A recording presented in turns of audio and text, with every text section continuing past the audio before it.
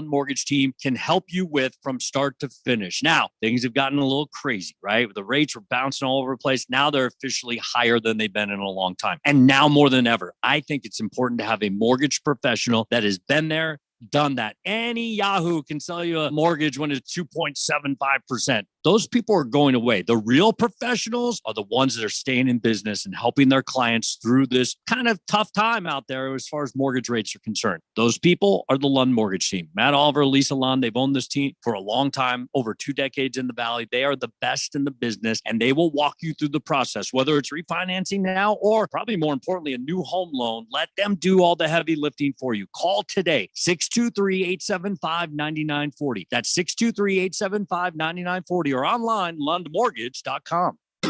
If you're looking to move out of your parents' place, you could really cut expenses by bundling your car and renter's insurance with Progressive, which is good because your little brother has gotten really territorial. You're blood related. You'd think it would be fine to share food in the fridge. I mean, who writes their name on every individually wrapped slice of cheese, Tyler? Still, you've got to admire the commitment. So bundle your renter's and car insurance with Progressive and use the savings to help you move out and have all the cheese you want. Progressive Casualty Insurance Company. Coverage provided and serviced by affiliates and third-party insurers.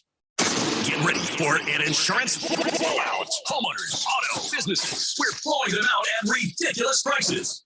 Let's face it, it's next to impossible to make insurance exciting. That's okay. At Cole Hayes Insurance, we're not about the flash, but we can save you cash. Cole Hayes Insurance is an independent agency that shops all the insurance companies they represent to get you the best rate for your homeowner, auto, business, or commercial needs. Contact Cole Hayes today, online at mycommercialinsurance.com.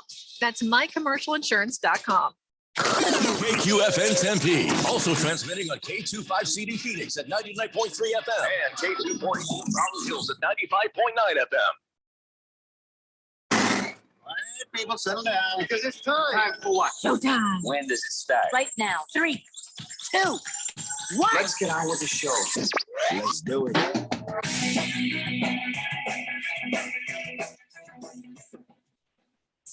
Welcome to a Friday edition of the Daily Blender. I am, if you might notice, if you're any kind of observant at all, not Randy White, not Jeffrey O'Brien. It is I, Keon Rose, sitting in the control room, pushing buttons, but also we're going to be having a fun show today. And of course, joining me, apparently, as always, is Ralph from Harmon Solar, who, if he is on this show any more often, we might have to add him to the payroll. I mean, yeah, I'm thinking that needs to happen.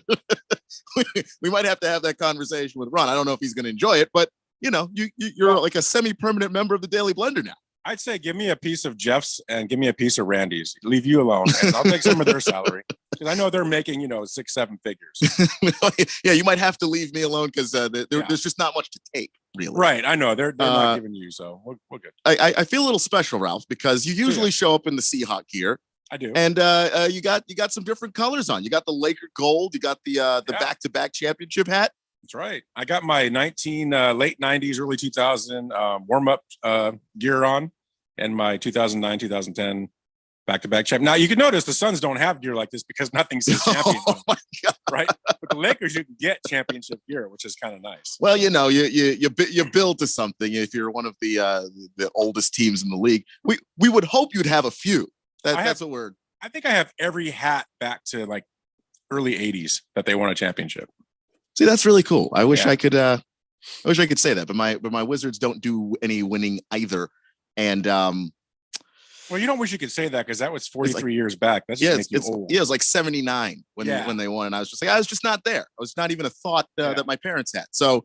Anywho, we've got a lot of stuff to talk about today. Very, very loaded show. We've got a ton of football to get into because I don't know if you've noticed, the Daily Blender is on 1580 The Fanatic, your home for the NFL, especially around this time of year because, maybe the other station has the Cardinals during the regular season.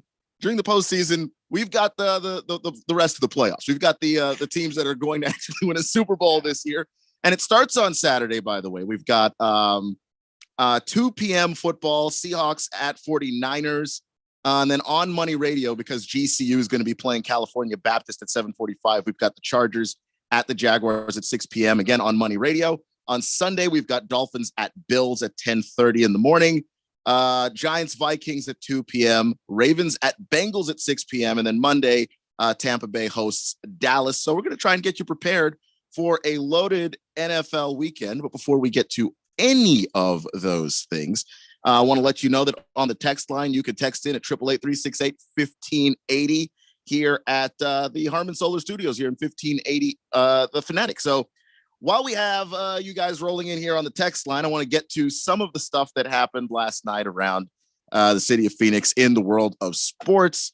The Coyotes, which I feel self-conscious about saying because I said Coyotes once and then Randy said, why did you say it weird? And now I can't, I don't know if I'm ever pronouncing that word right. Yeah, I just noticed that when you said it. Okay, God damn it. Now I'm never going to stop overthinking it. It's not an animal that exists anywhere that I've lived before. Okay, damn it. So just you got to cut me some slack.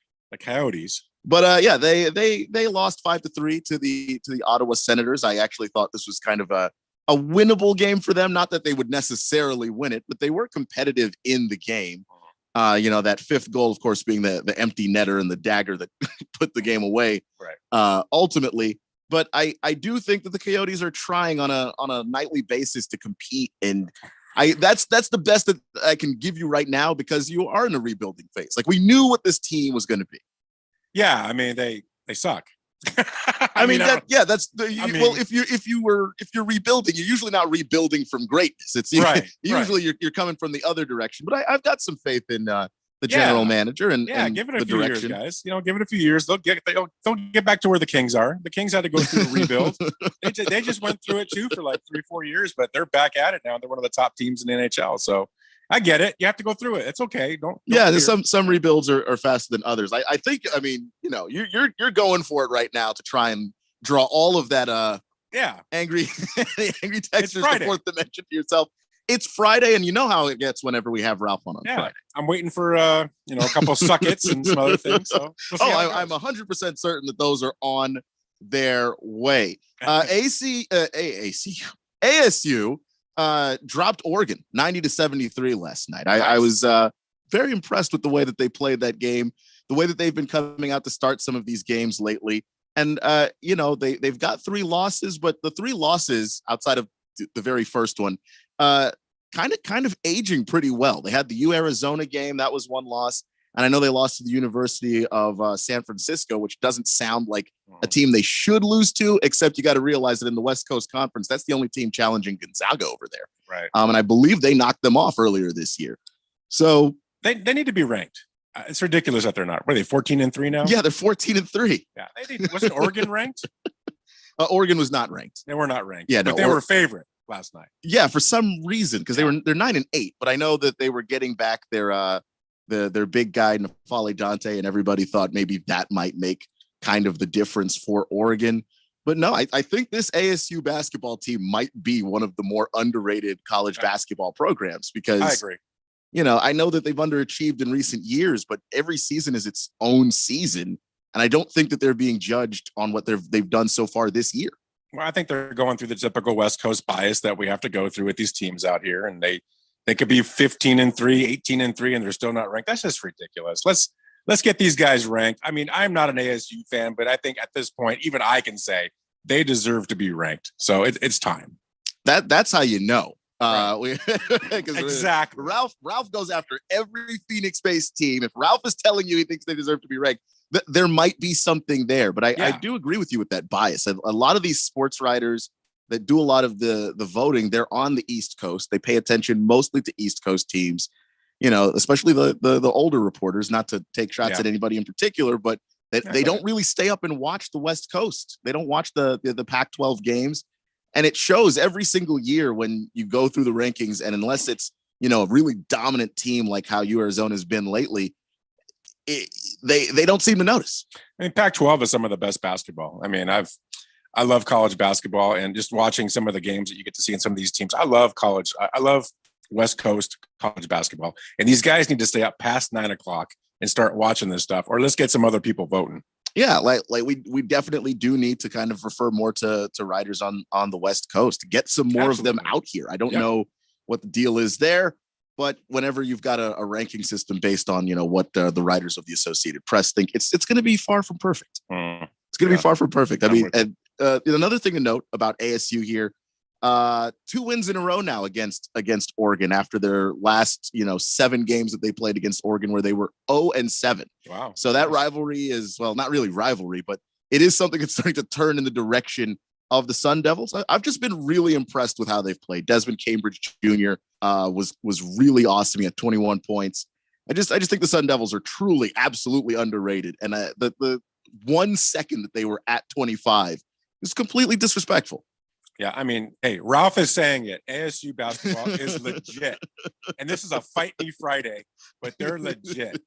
So, Ralph showed up in his Laker gold. Thought about the breakaway pants. That's how badly Ralph wants to fight. And don't make me go put them on because I'll get them. That doesn't sound like that sounds like a threat. It's really it's a threat. It's Fight Me Friday. So. But yeah, let's get them ranked. I mean, come on, let's stop this nonsense. Absolutely. ASU basketball is a good team. So a team that at least in their conference does get a ton of respect, GCU. Yeah. They played UT Arlington last night, and at halftime, GCU was down by 2. It was 30-28. And then they scored. They outscored the other team 54-18 in the second half, 180-48. Noah Bauman had 19 points, was 4-7 from 3.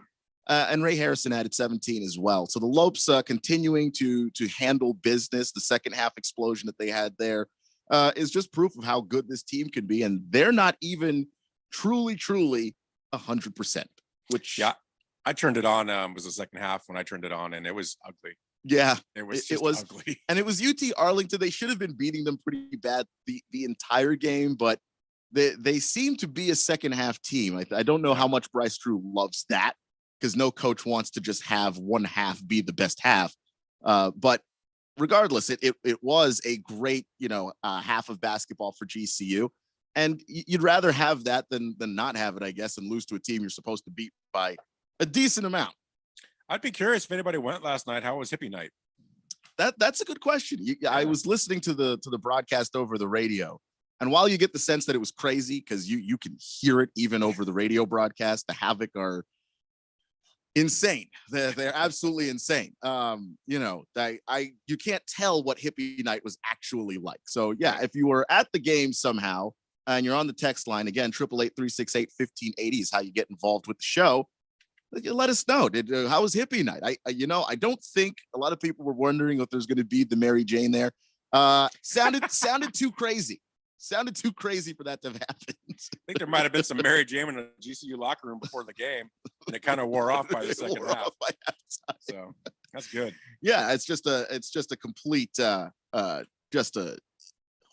just insane environment, and I think a lot of schools, and UT Arlington is definitely no exception. They show up, they go to GCU, and they're expecting kind of a small school vibes when they get in there, and then they have this crazy crowd that's shaking the building when they show up.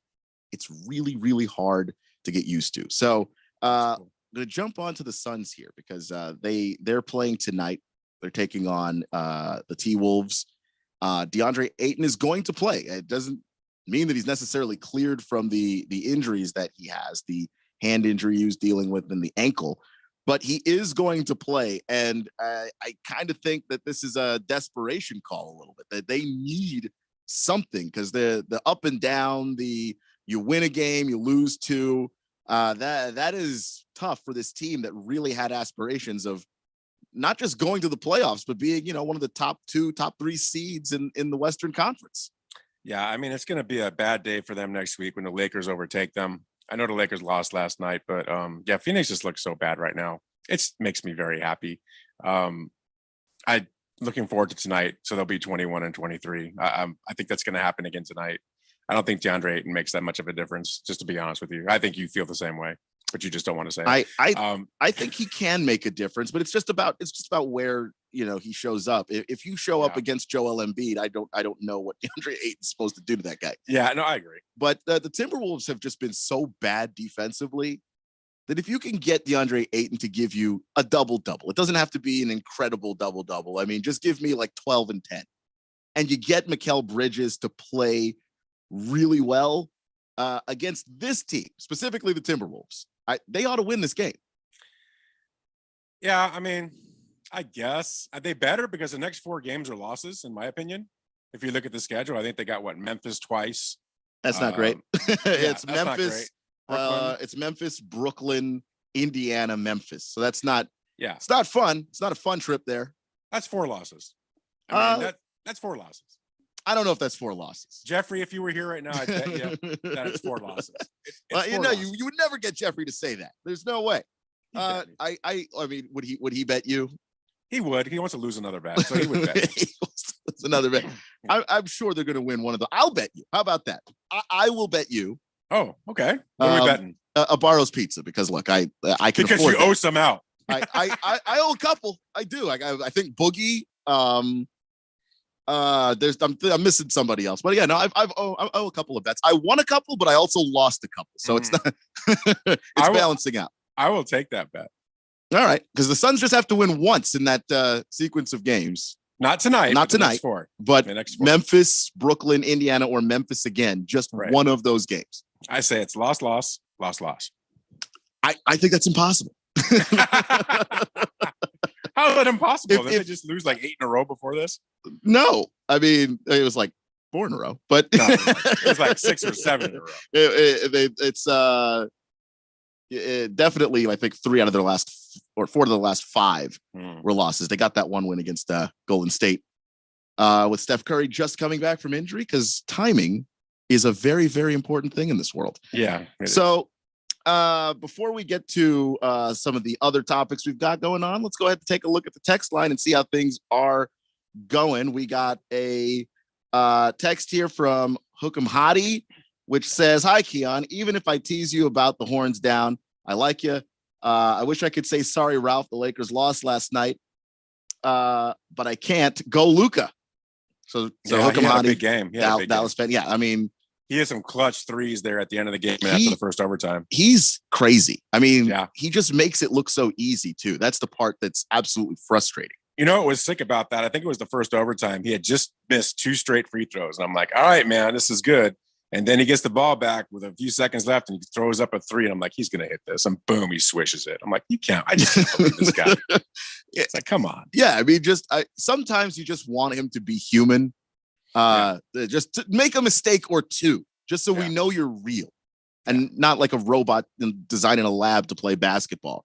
He's sick. He's sick to watch. Yeah, I mean, absolutely. He's the ultimate league pass guy where if I don't have anything I really want to watch, I just go find Luka and see what he's doing. You know, Donovan Mitchell's another one of those guys where it's just, I just have to see what's going on with them. King of Kittens says, was Lisa Marie Presley 54 a star? Oh, wait, this is a sports show. Was Evel Knievel's son, Robbie, I guess dead at 60, a star? Did they do anything? Since beating the Lakers December 19, the Suns went 1 win, 5 losses in late December, and 1 win, 5 losses so far this month. The Suns beat Memphis and had a good win with backups over the Warriors. So I get what you're saying there. You ran a lot of text together there, King of Kittens. I'm trying to decipher it. I don't know how we got on the subject of Lisa Marie Presley. Was Evel Knievel's son a star? I don't know. I think so. As a star, he jumped over the Grand Canyon. Damn it! Yeah, it's pretty impressive. That's gotta count for something. I think I missed his text that he also popped up with. New texter nickname Chin Balancer. He also said, "Hi, Keon. Suck it, Ralph." So there it is. Who's Chin Balancer? I don't know. I think he's just recommending it because they had was it the ASU game? The halftime entertainment was the guy that balances stuff on his chin. Oh, so who's saying suck it, Ralph? Is it King of Kittens? It's King of Kittens. Oh, okay. Well, now I feel good because if he goes through a whole sentence without saying that, I feel like something. Yeah, I actually missed his first text where he said, "Yeah, well, suck it, King suck of it, Kittens. Ralph." Yeah, there you go. Thank you.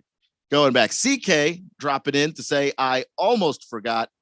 Or no, jumped up. The 2 texts, you can't really tell which text was the one that got sent in first. He said, "Good afternoon, fellas. No Jeff, no Randy, slackers." Exactly.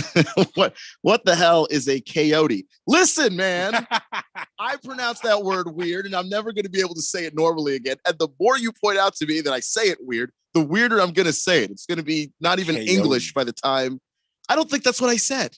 You kind of did. Did I say that? You said K-A-Y-O-T-E. Oh my Coyote. God. Okay. I'm gonna have an existential crisis during the break here. Coyote. That's just what it is. He also said, "Suck it, Ralph." Thank you. And then he said, "I almost forgot. Go Niners." Go where? Go where? I mean, they're in the playoffs too. I mean, are you? For now. Have you? That's right. You did pick your Seahawks. I did. You talked yourself back into it. Stand by my pick until Monday. Let's see here. We've got the Baker's Cocky Hens text of Keon and Ralph on a Friday the 13th. This should be great. Or a train wreck. That's probably why Randy's not here. Randy avoids the Friday the 13th, as you know. That's right. It's Friday the 13th. Yeah, he's never thrilled about it. I should have known there was some reason. He's just eagerly wanting that time off. Just remember, I'm Italian, and 13 is lucky in Italy. It's not a bad number. So that's pretty cool. That's education for you. I used to wear the number 13 when I played basketball in I like that. School because no one ever chose it. So I knew that was the number that was always going to be there. And then 13 just became my number. So it's a great number. It is a great number. I love it. So maybe Friday the 13th could be actually lucky for us, but we'll see how all of this goes. He also said respect to Ralph for wearing Laker gear after Luka took him down last night. Love how Westbrook drills those free throws just to have Luka be like, nice try, Russ, which is true. I mean, Luka's just a different guy. Okay. Luka is absolutely built differently, and we know it. We've got a few more texts to get through, so we'll get to that, and we're going to talk about the Cardinals and their coaching opening. A lot of people are talking about Sean Payton. In fact, everyone is talking about Sean Payton, and there's some other names that people are talking about, but I'm going to talk about some of the other coaches and general managers actually connected to the Arizona Cardinals, and we'll see what Ralph thinks, and we'll see what you think, of course, on the text line, 888-368-1580. This is the Daily Blender on 1580, The Fanatic.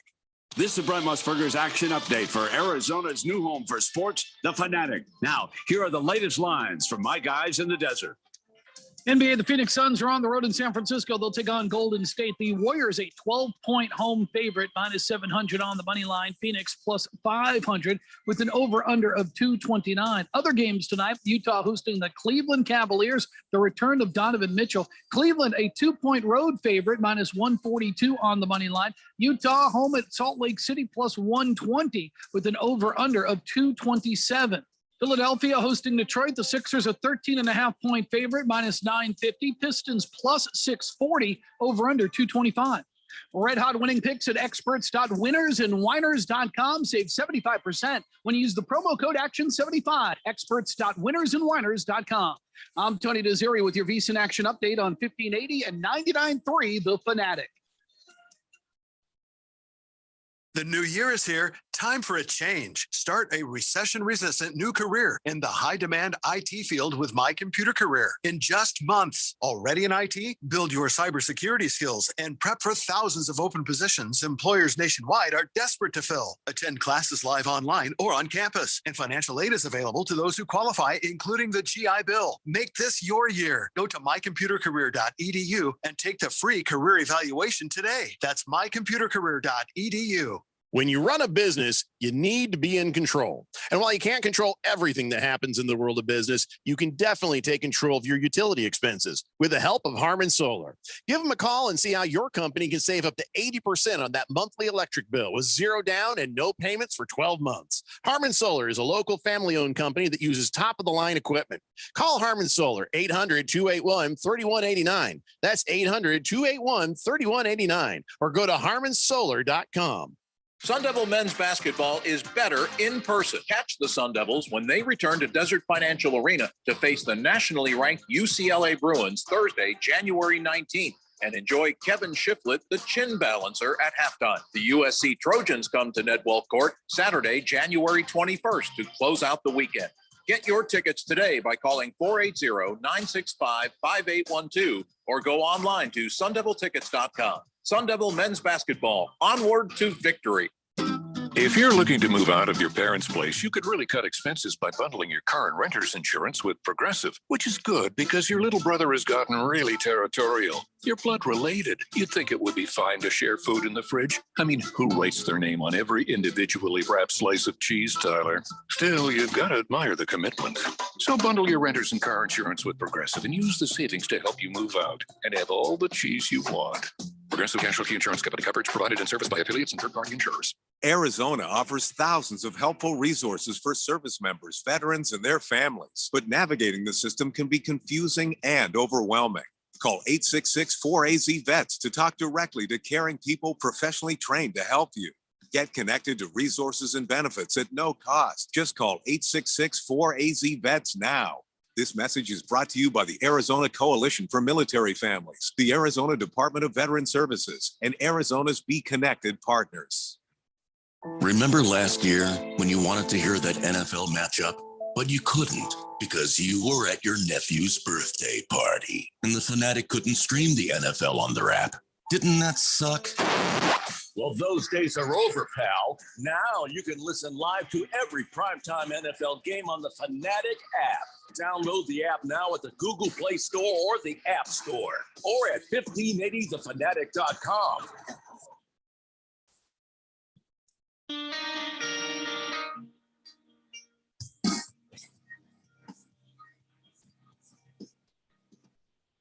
Welcome back to the Daily Blender.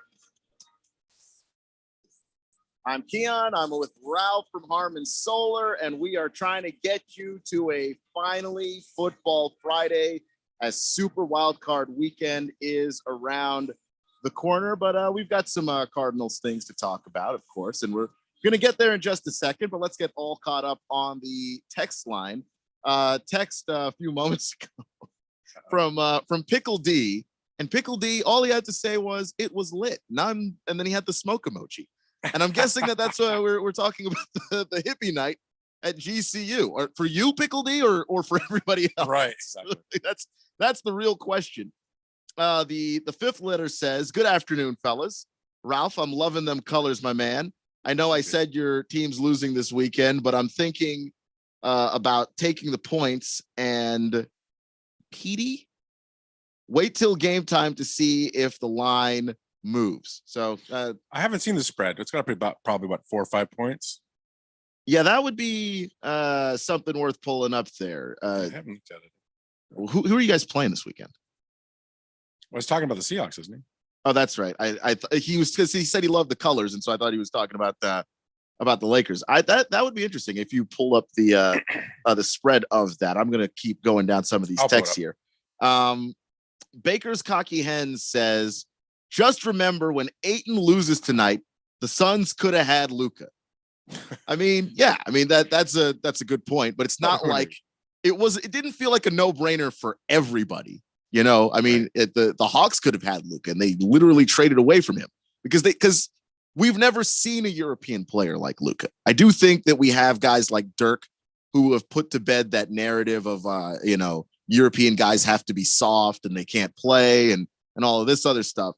That's been put to rest. But a guy like Luka that plays the way that he plays, Luka, if you didn't know where Luka was from, you'd assume he was an American player. Like, that's how he plays.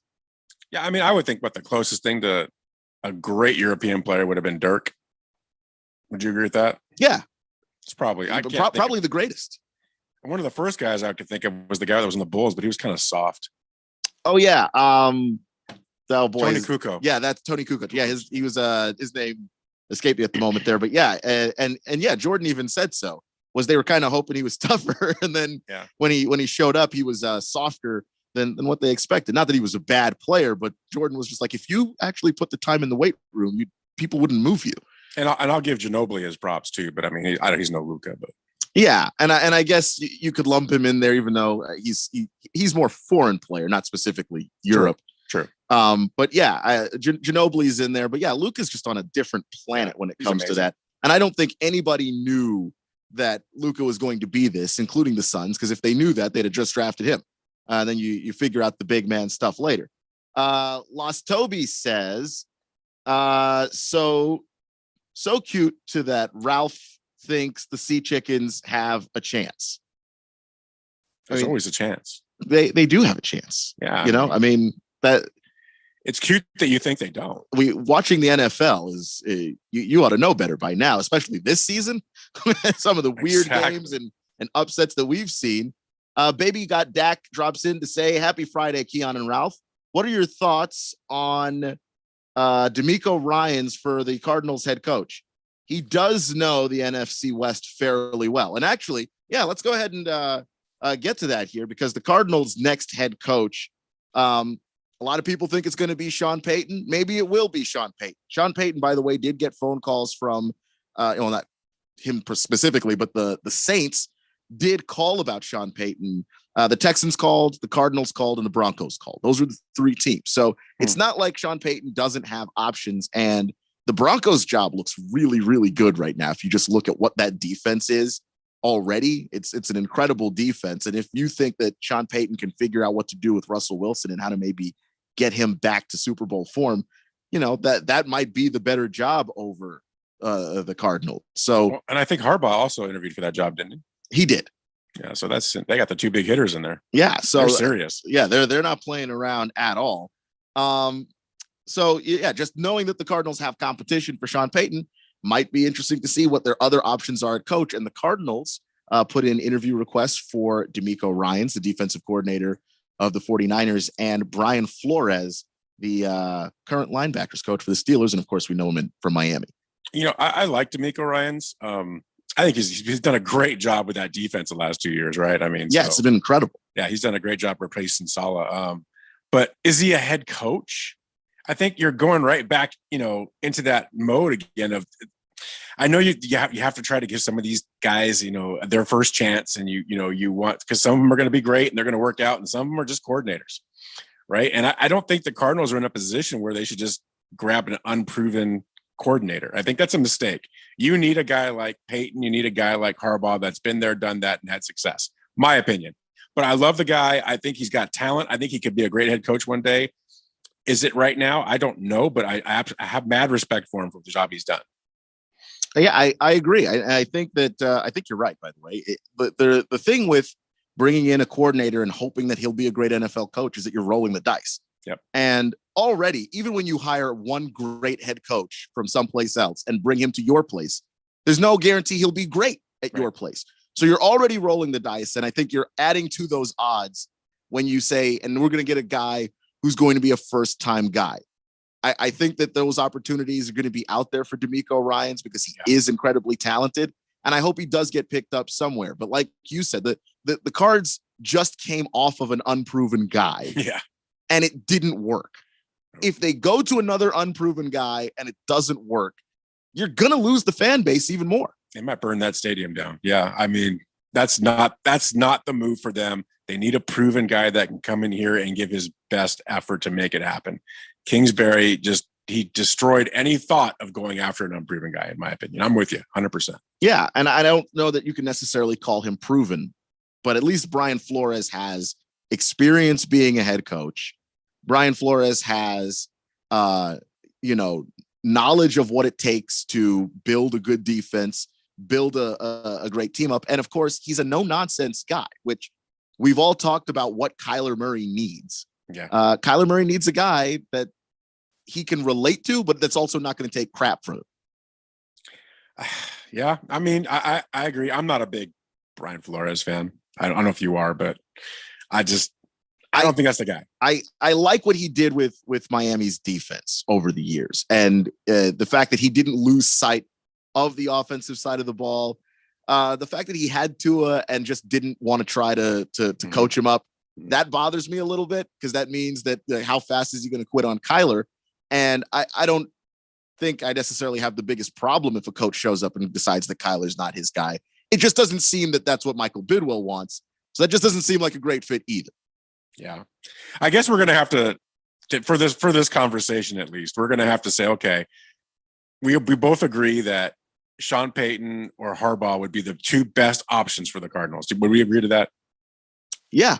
Yeah, okay. I think so. Yeah. Jim Harbaugh wins everywhere he goes. As much as I don't like the guy, I do think he's a great coach. I think those two guys are no-brainers if they can get them. let's take them off the table for the purpose of this, I guess, and say who's the next best option, right? So I guess we have to look at these coordinators. I mean, you've mentioned a couple. I mean, there's the guy from the Eagles, offensive coordinator. I can never pronounce his last name. I know his first name is Shane. Shane Steichen. Yeah, Shane's Steichen. Yeah, looking at it right now. Everybody's really high on this guy as far as being the next head coach somewhere. Which could be an interesting fit. It could be an interesting fit. I don't know. Like he is a guy that's been working with Jalen Hurts. Yep. He's built an offense around a mobile quarterback. Yep.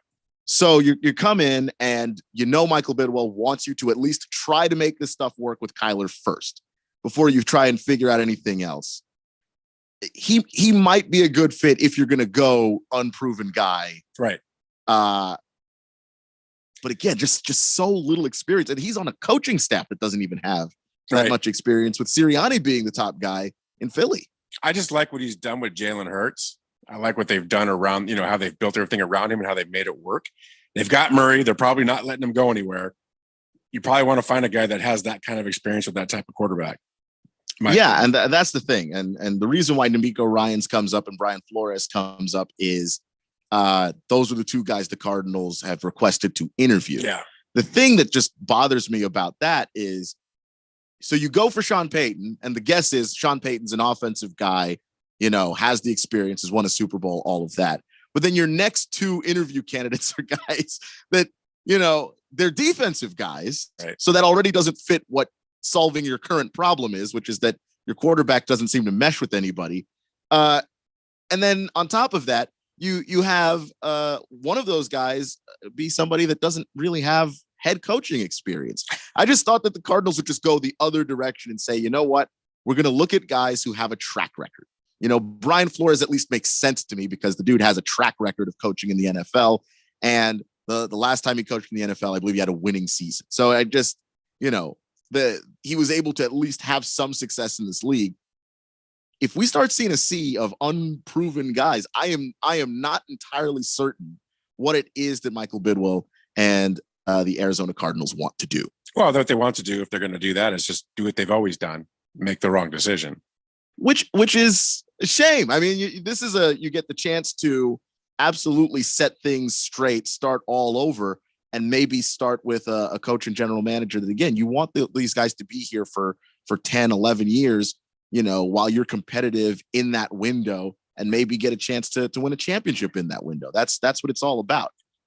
If I'm the owner of the Cardinals, first of all, I'd change their name. But after that, if I was the owner of the Cardinals, I would do everything in my power to get Peyton or Harbaugh. That's what I would do. I don't care, honestly, what it costs me. I'm going to turn this franchise around, and I need a guy that's going to be able to do that. I need a Mike Holmgren, that what he did in Green Bay and what he did in Seattle. I need a Walsh like what he did in San Francisco. I need that marquee guy to come in here and to make a difference. And I think that's where they have to think. But if they can't get there, man, they better get an offensive-minded guy that's going to fit around the kind of quarterback that they have, or they are just making a huge mistake. Huge mistake. Yeah, and use some of these receivers and kind of understand like the modern NFL offense, which Cliff was supposed to, but didn't actually do. Let's go ahead and get to the text line before we run out of time here. We've got Shooter McGavin and the fifth letter dropping in to say that the spread was 9.5. Yeah, I just saw that. Hook'em Hottie. I mean, yeah, it's incredibly. I'll take 9 points. Yeah, I might bet Seahawks on that just to cover the spread. Hook'em Hottie says, we have to get Lucas some help on the Mavs, though. He shouldn't have to put up 40 points every night. Props if you know what that means. She said MFFL. Props if you know what that means. I don't know what that means. I'm not great with acronyms, to be 100% honest with you. So you might have to tell me. I'm not going to get the props, but I'm curious now. I feel like I have to know. King of Kittens says Drazen Petrovic was the greatest European player who died too young. And Jagdog said a similar thing as well. Drazen Petrovic pioneered the path for European players in the NBA. And that's a name that will always come up.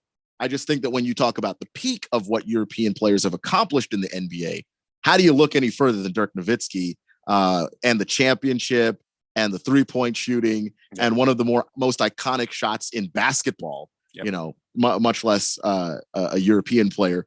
I think just in terms of the peak, but yeah, no, going to give Drazen Petrovic his props. Las Toby says Flores seems like the better fit.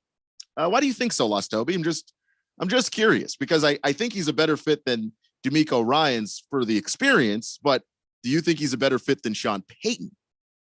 Pickle D says, I genuinely think Russell Wilson threw the season to get rid of Hackett after that fiasco in game 1. No, I don't think so. I don't think so either. It's a dangerous move. And then honestly, that doesn't even sound like Russ, No, Russ is a competitor. And I tell you what, he's just having another kid now, I just heard.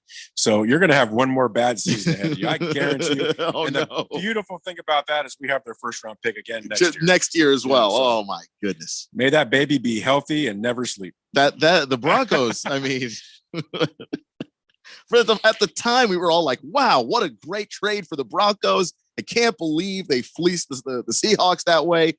Yeah. No, who fleeced who now? Yeah, it's pretty obvious at this point. Seriously though, Bidwell hires another drinker, Sarkisian. Buddy, just take a sip and you can be the coach of the Cardinals and be my right hand man. Good Lord. Big George dropping in to say, any chance that Chip Kelly or Lincoln Riley come to the Cardinals? They've been very successful in college with running quarterbacks like Kyler. I don't think you can get Lincoln Riley out of USC. No way. First off, the money is just stupid. It's insane. And I also think that Lincoln Riley wants to do something at USC first. If he conquers the challenge at USC, wins a national championship, then he might look for greener pastures elsewhere. But at this particular juncture, no, I don't see that. Chip Kelly might be lured out maybe because he has been in the NFL before and he's had success. I mean, he had a winning record with the Eagles and they fired him. Yeah. They didn't like him, the front office and the higher ups there, but he was successful. It's not like he couldn't coach in the league. And then his one brief stint with the Niners wasn't terrible, though. Obviously, if you can get Shanahan, you go ahead and get Shanahan. I don't know. I think like guys like Chip Kelly or Flores, they're safe picks that could get you some order. But I don't know. They're not the guys that are going to lead you to the promised land. I just don't. Yeah, it's the you have since you're wearing all your Lakers stuff there. Phil Jackson's the guy, right? Right. But I always thought like when I just go back and look at stuff in the NBA in the 90s, and you saw what Doug Collins did in Chicago and what he built up. Right. Doug Collins was the guy before the guy. He comes in, he builds it up, he builds a good culture. But if you want to win, you need a Phil Jackson. Exactly. So I agree with you. I got one last text here from Pinocchio that I'm going to read. There are other texts there, but we'll get there on the other side. Pinocchio says, why would a guy who roots for a team named after a bird that doesn't exist change the name of the Cardinals? Ralph. Because I agree with Randy. How cool would it be to be the Arizona Wranglers? Something more towards your guys' culture here, not the Cardinals. You guys aren't known for the Cardinal. That's a good point. Makes no sense. That's a very good point. There aren't. I've never seen a Cardinal out here. Yeah, I don't think I have either. But Wranglers, Rattlers, those make a lot of sense. Sun Devils, those are great names. And when you move the team, there's an opportunity right there to change the name, and they just did not do it. So anyway, I guess you've got the Cardinals. Like the Cardinals exist as a bird, sure, but they don't exist here as a bird. So what's the difference, really? How menacing is a Seahawk? Now you're thinking, man, is there really a Seahawk? And there is on the totem poles. See, that's what you're missing is when they chose that name, it was off. They had a big contest, and the Seahawk is on a lot of the old totem poles that they have out there in the Washington area. So do some studying. Yeah, that actually does make a lot of sense. That's something that I'm going to look up. Seems interesting, but we've got a lot to get to. A lot of your texts still rolling in. Chad Ochocinco followed through on a promise that he made last weekend. We'll get into that a little bit more coming up. This is the Daily Blender here on 1580 The Fanatic. This is a special alert to all Americans who own a vehicle with less than 200,000 miles with an auto warranty about to expire or with no warranty coverage at all. Due to a decline in the economy, CarShield is announcing a low-cost month-to-month vehicle protection plan that is now available to the public to save any driver out-of-pocket expenses on future auto repairs. Call now to find out how you can pay almost nothing for covered auto repairs. Yes, you heard that correctly. Pay almost nothing for covered auto repairs. An open phone line has been established for all drivers to call for a free quick quote. Call 800-279-0433 now. Drivers who are covered will not have to pay for covered repairs again. This protection plan is at an all-time low. Additionally, drivers who activate this vehicle protection today will also receive free roadside assistance, free towing, and car rental options at no additional cost. Call us for your free quick quote today. 800-279-0433. That's 800-279-0433. What do you have to lose? Call 800-279-0433. Again, 800-279-0433. For the latest from the world of golf, tune in every Saturday morning from 6 to 8 for the Golf Shop Radio Show, presented by PlayGolfMyrtleBeach.com, the golf capital of the world. Hosts Mark Greenhelch and Matt Blanchard talk golf from tee to green and everything in between. If you like golf, you're going to love Golf Shop Radio. Before you tee up, drop on in.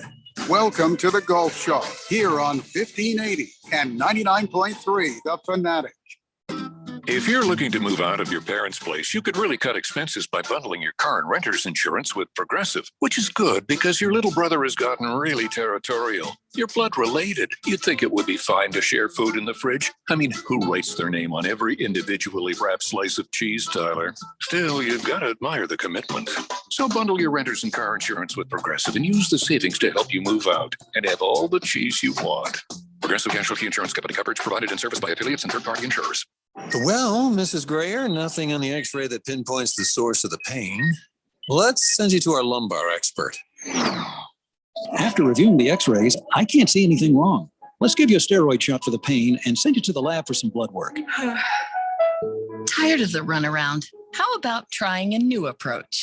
The holistic approach. At the Naturopathic Physicians Group in Scottsdale, our medical doctors are experts in full spectrum care using a natural approach. Patients come in for a variety of issues, including joint pain, chronic conditions, and issues specific to men's and women's health. Our naturopathic doctors can restore pain-free joint function and restore balance in immune, digestive, and hormone systems, which often improves both immediate physical symptoms and also improves cognition and emotional stability. If traditional medicines aren't working, don't you think it's time to start feeling like yourself again? Call Naturopathic Physicians Group at 480-451-6161. That's 480-451-6161. Or go to naturopathicgroup.com. 1580 The Fanatic and at 1580thefanatic.com. Your home for sports.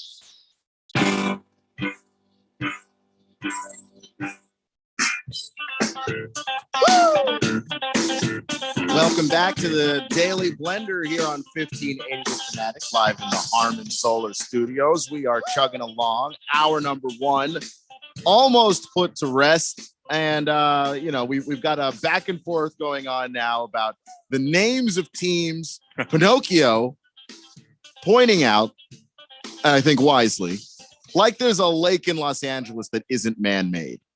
Ralph speaks with a forked tongue. there actually are lakes that aren't man-made in LA. But I agree with you. They should have changed the name to the Lakers because it made a lot of sense for it would have been better to be like the LA Burglars, LA Riot, something like that. The LA Riot. But I feel like you'd have to change your name like the Bullets in DC had to. Yeah, I think that's true, right? I remember that, the Washington Bullets. I actually love that name and love those jerseys. But I think when your team has a championship history like the Lakers had, you just had to leave it. So I get that. Now, if the Cardinals would have had that kind of history, I understand, but they didn't. Though I suppose they did win a championship, not a Super Bowl, but they did win a championship. Like in 1950 or something? Yeah. I don't know. Bad. 1 out of 100. That's not bad. It's not a storied legacy exactly. No, it's really not. But Hook'em Hottie said it's Mavs fan for life. Cuban used to wear a shirt that said that, and now it's taken off. I wonder why though. Just that's a pretty cool. Probably doesn't fit him anymore. Pretty cool. That's a good point. That's a very good point. Mark Cuban is rounder than he used to be. Let's say that. Put some weight on. Harry Soap says, "How about Jack Del Rio if the Cards can't get Peyton?" I don't know about Jack Del Rio as a head coach. I do like him as a defensive coordinator. He's the defensive coordinator for my Washington Commanders, and he's done a really good job building up that defense and coaching some of those guys. Especially, Jamin Davis is the linebacker that Washington has, and he was incredibly raw when he came out, and a lot of people were wondering, man, is this guy a bust? But now he's actually had a really good season. Seems to be moving in the right direction, and I think you got to give Jack Del Rio a lot of credit there. But like we've been saying, it just seems like the problem that the Cardinals have encountered is that their quarterback is somebody that needs to be either shown the way or given more weapons or given a better scheme. And I think if you go defensive coach, does that answer any of those questions, Harry Self? And I think if you're going to go that direction, you better find yourself one really solid offensive coordinator that's going to be able to do something. You know? Yeah. Kind of like what Pete Carroll has, right? He found Shane Waldron. I mean, and Shane Waldron, I think, is just amazing. And he's done a great job with the offense. You're going to need a guy like that. Because my thought when he said Jack Del Rio, I'm like, that's not a bad idea. I've seen that, you know. And I was thinking, I know people will probably say you're crazy, but I've always liked Dan Quinn. Now, I know he was miserable with the Falcons because I don't think he was ready to be a coach. But I don't know. There's something about him I really like. I think he could be an interesting option. But again, he would need an amazing offensive coordinator. That's what I think. Because even the year that they went to the Super Bowl, Kyle Shanahan was his offensive coordinator. Right. And when Shanahan left, those Falcons were never the same. I know part of that was the Super Bowl. They lost the way they lost that game. They continued to lose games like that, where they would get a big lead and then just blow it and just completely collapse every single time. And for him to get a head coaching job now, I would want to pair him with somebody, maybe not at Shanahan's level, because Shanahan's just in a different stratosphere at this point, but somebody with that level of acuity where they just know how to build an offense and you don't have to worry about it if you're Dan Quinn. Because I do think his defenses work. I mean, they do. There's no doubt about it. I mean, and I think he's got that discipline and that demeanor where he's going to make sure that organization is run a certain way. You're not going to look at him and say, I'm not going to do what you tell me, because you're not going to be there very long. Yeah. Baker's Cocky Hen says, how about Lincoln Riley's little bro? TCU offense looked great on Monday. Well, okay. They looked great throughout the season. They were clearly, just from a talent perspective, they did not have the horses to compete with Georgia. Right. And there was nothing that Garrett Riley can do. And I think that his talents are being recognized. He's going to Clemson to be their offensive coordinator. So that's a nice little step up for him. Yeah, he needs time. Yeah, but I'm not going to hire him to be head coach of the. No, that'd be like hiring an NFL team. Yeah, I mean, just a bit worse. This guy hasn't even been a head coach. Yeah. CK said, King of Kittens changing his nickname to his Friday night festivities. And he also said, and yes, there are Cardinals in Arizona. Yeah, but that's not the bird of Arizona. Like, nobody thinks Arizona, and outside of the football team thinks, oh yeah, Cardinals. Right. I do when I'm in the Midwest. You know, Roadrunners.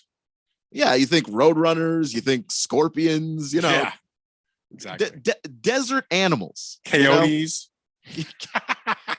Oh my God. Do I really sound like that? Yeah. Oh, good Lord. Pinocchio says, nope, that's the same text from before. Hamilton Porter said, how many grizzly bears have you seen in Memphis? Maybe not Memphis specifically, but there are bears in Tennessee. Tennessee's full of bears. Maybe not grizzlies, but they just went for the most intimidating, intimidating bear they could get. That's bear country. Yeah, I mean, the Vancouver Grizzlies moved to Memphis and became the Memphis Grizzlies. Yeah. And there are bears. There are no grizzly bears, but I mean, you know, that bear's attacking you. You ain't gonna go, excuse me, are you a grizzly or what? What yeah, it's just, I actually had a teacher one time who went camping and a black bear got into his car and couldn't get back out. So they had to call they had to call the park ranger, and they had to get, you know, an animal control person to try and wrangle this bear back out of his car. But it was the era of the car where you had to roll down the window. Yeah. So the bear leaned on the window and got through it, even though the window didn't open all the way, but didn't feel like he could get back out the way he came back in. And he was just stuck in this car. Those black bears, man, they do that. That's crazy. Yeah, just like don't leave food in your car when you go camping. That'd be scary. Absolutely a mistake. Lost Toby said, you know what? Bring in Ted Lasso. You couldn't do worse than Kingsbury with Ted Lasso, I'll tell you that. Mr. Pringle says, when does the blender start? Mr. Pringle. Wow. Mr. Pringle. The blender started. Listen, I could go the places that Randy and Jeffrey go, but all I'm going to say is the blender actually has begun. But you know, thanks for dropping in, and thanks for listening. It's a new improved blender. What are you talking about? The new improved blender. See, you can say these things because you have a job that's not this one. I can't say the new and improved blender because then I'll find like my key doesn't work on Monday, and boy, that's gonna be an incredible ordeal. So, Chad Ochocinco wanted somebody to do a touchdown celebration on Sunday, and that would be the coin flip celebration. The Ravens and the Bengals were playing, and if the Ravens were able to somehow beat the Bengals last week, who won the division would have gone to a coin flip. And that's obviously an idea that's just insane. There has to be some other stat you can use to decide who is the division champ without just going to, we're flipping a coin. But that is what the NFL rules state. So Chad Ochocinco wanted somebody to go out there and kind of mock it a little bit. Joe Mixon went out, scored the touchdown, reached into his glove, got a coin, did the coin flip. And Chad Ochocinco said if anybody did the coin flip, he was going to pay the fine, whatever it was that the league fined. So Joe Mixon said, after the game, boy, I hope he follows through on on all of that because I went for it. And Chad Ochocinco said, hey, checkbook, it's all yours. I'm going to go ahead and pay whatever the fine is that the league gives you for the coin flip celebration. I happen to think that this is a great move. Honestly, the league kind of needs to just lighten up. I agree with you. I just love Chad. I mean, when he played and all the things that he did, all the little celebrations, they were so much fun, man. He's a blast. He might be a little nuts, and that's okay. He was a great player, but yeah, he had a lot of fun. And the NFL used to come down on him so hard here and there. And I'm glad he did this. That's fun. That's awesome. Yeah, it was just Chad Ochocinco is the reason why we didn't have touchdown celebrations for like 10 years. I mean, what were they going to do? Remember Billy White? You probably don't remember Billy White Shoes Johnson, though. I didn't see him, but I've watched the NFL films and he would do his dance and stuff. I mean, just to me, he was like the father of really getting that stuff going, and it was just fun. Yeah, so. I just think one of the hardest things to do in the entire sporting world is score a touchdown.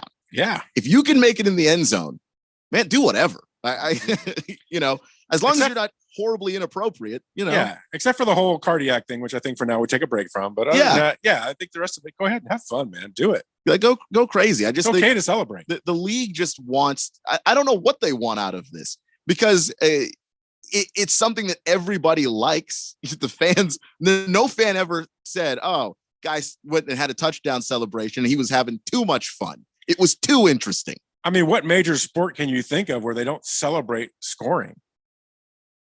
I mean, they all do it. They all do it. They hate it in baseball, but they do it there too.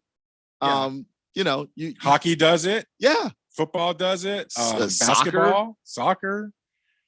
There's no sport where you score and then you're just supposed to be, I don't know, like a robot, which somebody did do that dance once too during the NFL's just reign of, we're not going to let you guys have fun. They scored the touchdown and then they kind of like mechanically walked over to the ref and dropped the ball. Because I think that's what the NFL would like. They just like a bunch of robots out there. I mean, the only sport that I could think of where it's kind of taboo, but they do it is baseball. But if you're going to hit a home run, you better be careful because that ball might bait your head next time up. So yeah, that's the only thing is baseball's a little bit more personal. Yeah, when you score. And you score on a pitcher, you're not scoring on the team, really. You're scoring on one guy. Yeah. And that guy's going to take things, a little bit more personally. Pitchers are emotional. They are. Noted. We've got a lot of stuff to get to coming up in hour number 2. I will talk a little bit NBA MVP. We've got the top 5 candidates. I want to see what Ralph thinks, who he thinks is going to win it. We've got a real serious question about the Suns, about Monty Williams. It's a real serious question. I have. And I don't know if I'm allowed to ask it, but I am. I'm going to lob it out there at the risk of just angering every Suns fan around. This is the Daily Blender on 1580 The Fanatic. The best part about taking ZzzQuil Pure Z's Sleep Plus Next Day Energy at night is actually the next morning. I wake up alert with none of the grogginess from taking too much melatonin. Pure Z Sleep Plus Next Day Energy is a bilayer tablet with immediate release melatonin and extended release B vitamins to help me fall asleep naturally and wake refreshed. It's my secret weapon for a great night's sleep and a great morning. Hi, Mom. Can't beat that. ZQL Pure Z's gummies. Sleep better, wake your best. Sun Devil men's basketball is better in person. Catch the Sun Devils when they return to Desert Financial Arena to face the nationally ranked UCLA Bruins Thursday, January 19th. And enjoy Kevin Shiflett, the chin balancer, at halftime. The USC Trojans come to Nedwell Court Saturday, January 21st to close out the weekend. Get your tickets today by calling 480-965-5812 or go online to sundeviltickets.com. Sun Devil men's basketball, onward to victory. Hey guys, it's Stephen McCollum from the main event here on 1580 The Fanatic. NFL wildcard round is here. Who advances and who goes home? We'll recap the weekend on Monday. ASU and Arizona men's basketball is in Oregon. How does the weekend turn out before the Southern California teams come to Arizona this week? Suns, Coyotes, and more. So join me, Stephen McCollum, on the main event, Monday through Friday, noon to 2 p.m. here on 1580, 99.3 FM, The Fanatic. My king, you're up early. Awake, Merlin. I've had a dream that needs interpretation. Sorry, he turned into an owl and flew the coop 4 days ago. Good sorcerers, seers, and mystics are hard to come by anymore. And given the inevitable uncertainties of life, insuring against calamity is always the smarter play. From benefits and workers' comp to home, business, and group health insurance, Cole Hayes Insurance will secure your future. For a free quote, visit mycommercialinsurance.com. Hello, I'm Mo Ansari, host of Market Wrap and president of Compact Asset Management. At Compact, we believe in the holistic approach to wealth management, which means that in addition to investing your money, we work with you to establish your short and long-term financial goals to live comfortably now and throughout your retirement. For all the clients we serve, none of them have the same financial resources, risk appetites, and goals. Therefore, we customize a plan for every individual we work with. We also know that your needs and wants will change over time. So we stay in close communication to ensure that your investments and financial plans change with you. If you're looking for this kind of service, call me at 1-800-388-9700 and let's talk about your financial goals and the holistic approach to wealth management. Call 1-800-388-9700. That's 1-800-388-9700. Compact Asset Management is a registered investment advisor, funds custodian, Fidelity Institutional Wealth Services, member FINRA, SIPC. QFN Tempe. Also transmitting on K25CD Phoenix at 99.3 FM and K240U Fountain Hills at 95.9 FM. All right, people, settle down. Because it's time. Time for what? Showtime. When does it start? Right now. 3, 2, 1. Let's get on with the show. Let's do it.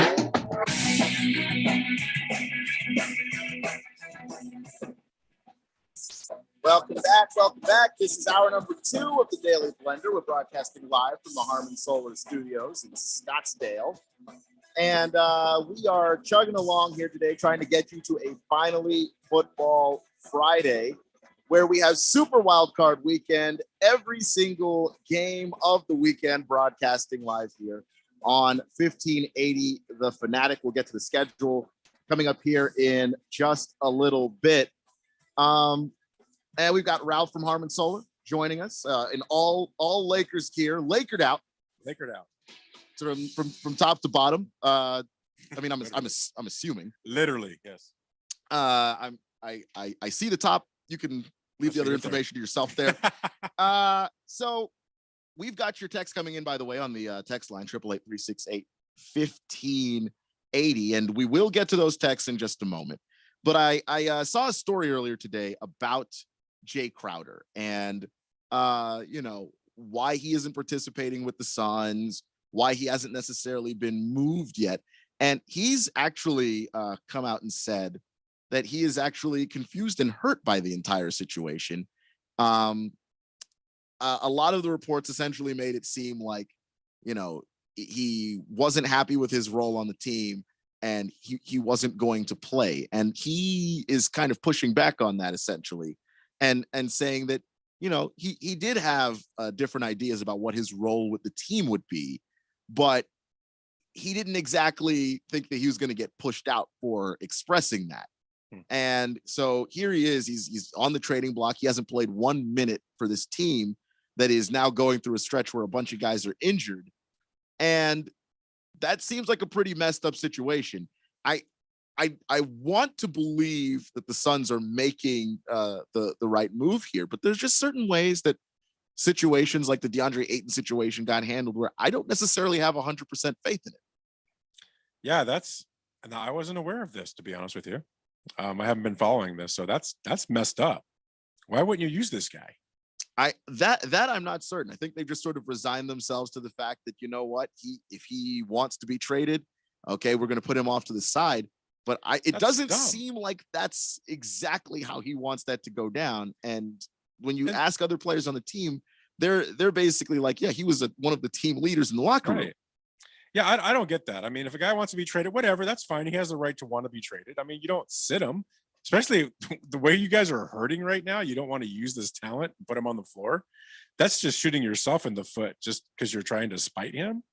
That's not right. That's not the way you treat someone. I disagree with that. Yeah, and the trade value thing too. If he plays, don't you get more value? Like, unless he just straight up stinks, which he doesn't. We've seen him play. You know, he does have nights where he can't hit threes at all, and it's just all the side of the rim. But for the most part, he's a very talented defensive player, or the Suns could use help on that side of the ball. And he does stretch the floor when he has that space. You might have actually been in some of these games if you would have played him. And you're right. The trade value part is probably the most important. If he goes out there and shows what he can do on a consistent basis, and he's going to have more opportunities now than ever before, that's just going to be better for you later on when teams start asking about him. So yeah, why wouldn't you? Yeah, just seems really odd, and that brings me to my question. Okay, my question about Monty Williams, and I need people to understand this and understand what I'm saying. I am not talking about removing Monty Williams from his post as head coach. I like the guy. I think he's a really damn good coach. I think he's one of the best in the league. However, can we question Monty Williams? Can we question him? Because it seems like if anybody questions, Monty Williams and his decisions, you're basically, spitting in the face of the wrong person on this team. It's easy to tear down, DeAndre Ayton, tear down Devin Booker, but it's not like this has been a flawless season, especially from like a leadership perspective. And that's the head coach. If you have someone like DeAndre Ayton and he and the head coach butt heads, I do want DeAndre to be a mature person and realize, okay, I can't handle certain things in this situation. But the person I'm paying to actually de-escalate stuff like this is the head coach of the basketball team. What do you think about that? Do you think that Monty's in a place where he's not questionable, or am I just seeing things? I mean, it's a good question. You might just be seeing things. I know that happens to you sometimes. It does. It does. It happens to all of us. You might be, but that's a good question. I mean, I don't know. I have a question about Monty Williams. Prior to last year, and really prior to was he there just 2 years ago? Was when he started with the Suns? I think it was 3. So prior to that, prior to his time with the Suns, what had he really done? That's a great question. I know he had some success in New Orleans before they were the Pelicans. I think they were the New Orleans Hornets at the time. Nothing fantastic, nothing over the top. I mean, he's been okay. Yeah, they're always like semifinals, and they would get bounced out. Right.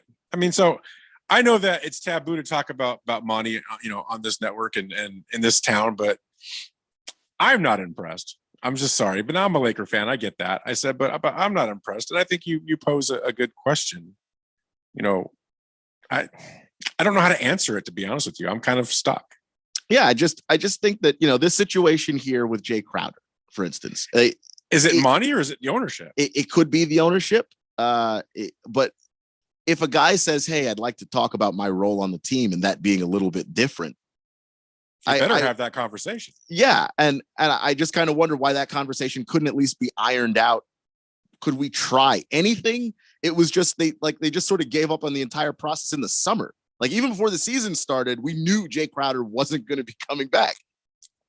I mean, a great head coach, I don't care what the sport is going to, if a player has something he wants to talk about or a concern, you want that player to reach out to you and be able to tell you what's on his mind.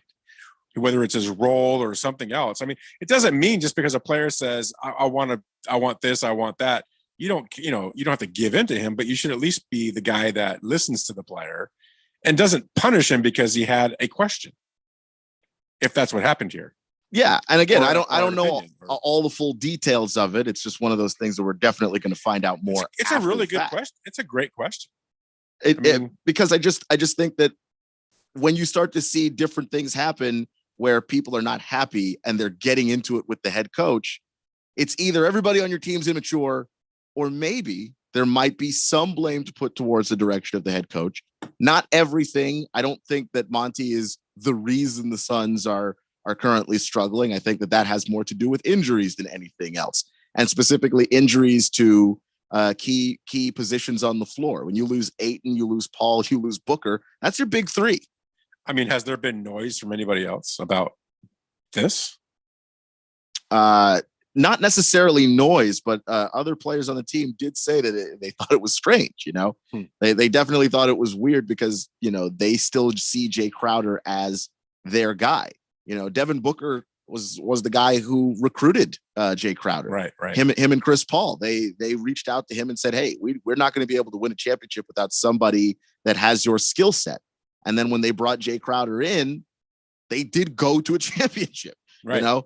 With an opportunity to win it. So it just seems like shelving Jay Crowder, if he wanted his role to change on the team, like unless he was requesting something that's just impossible, like I want to be the point guard now or something like that, then I don't know why you can't necessarily work through it and iron through it instead of just putting the guy on the shelf where he can't help you. Is he, what's his contract as far as what does he have left? Do you know?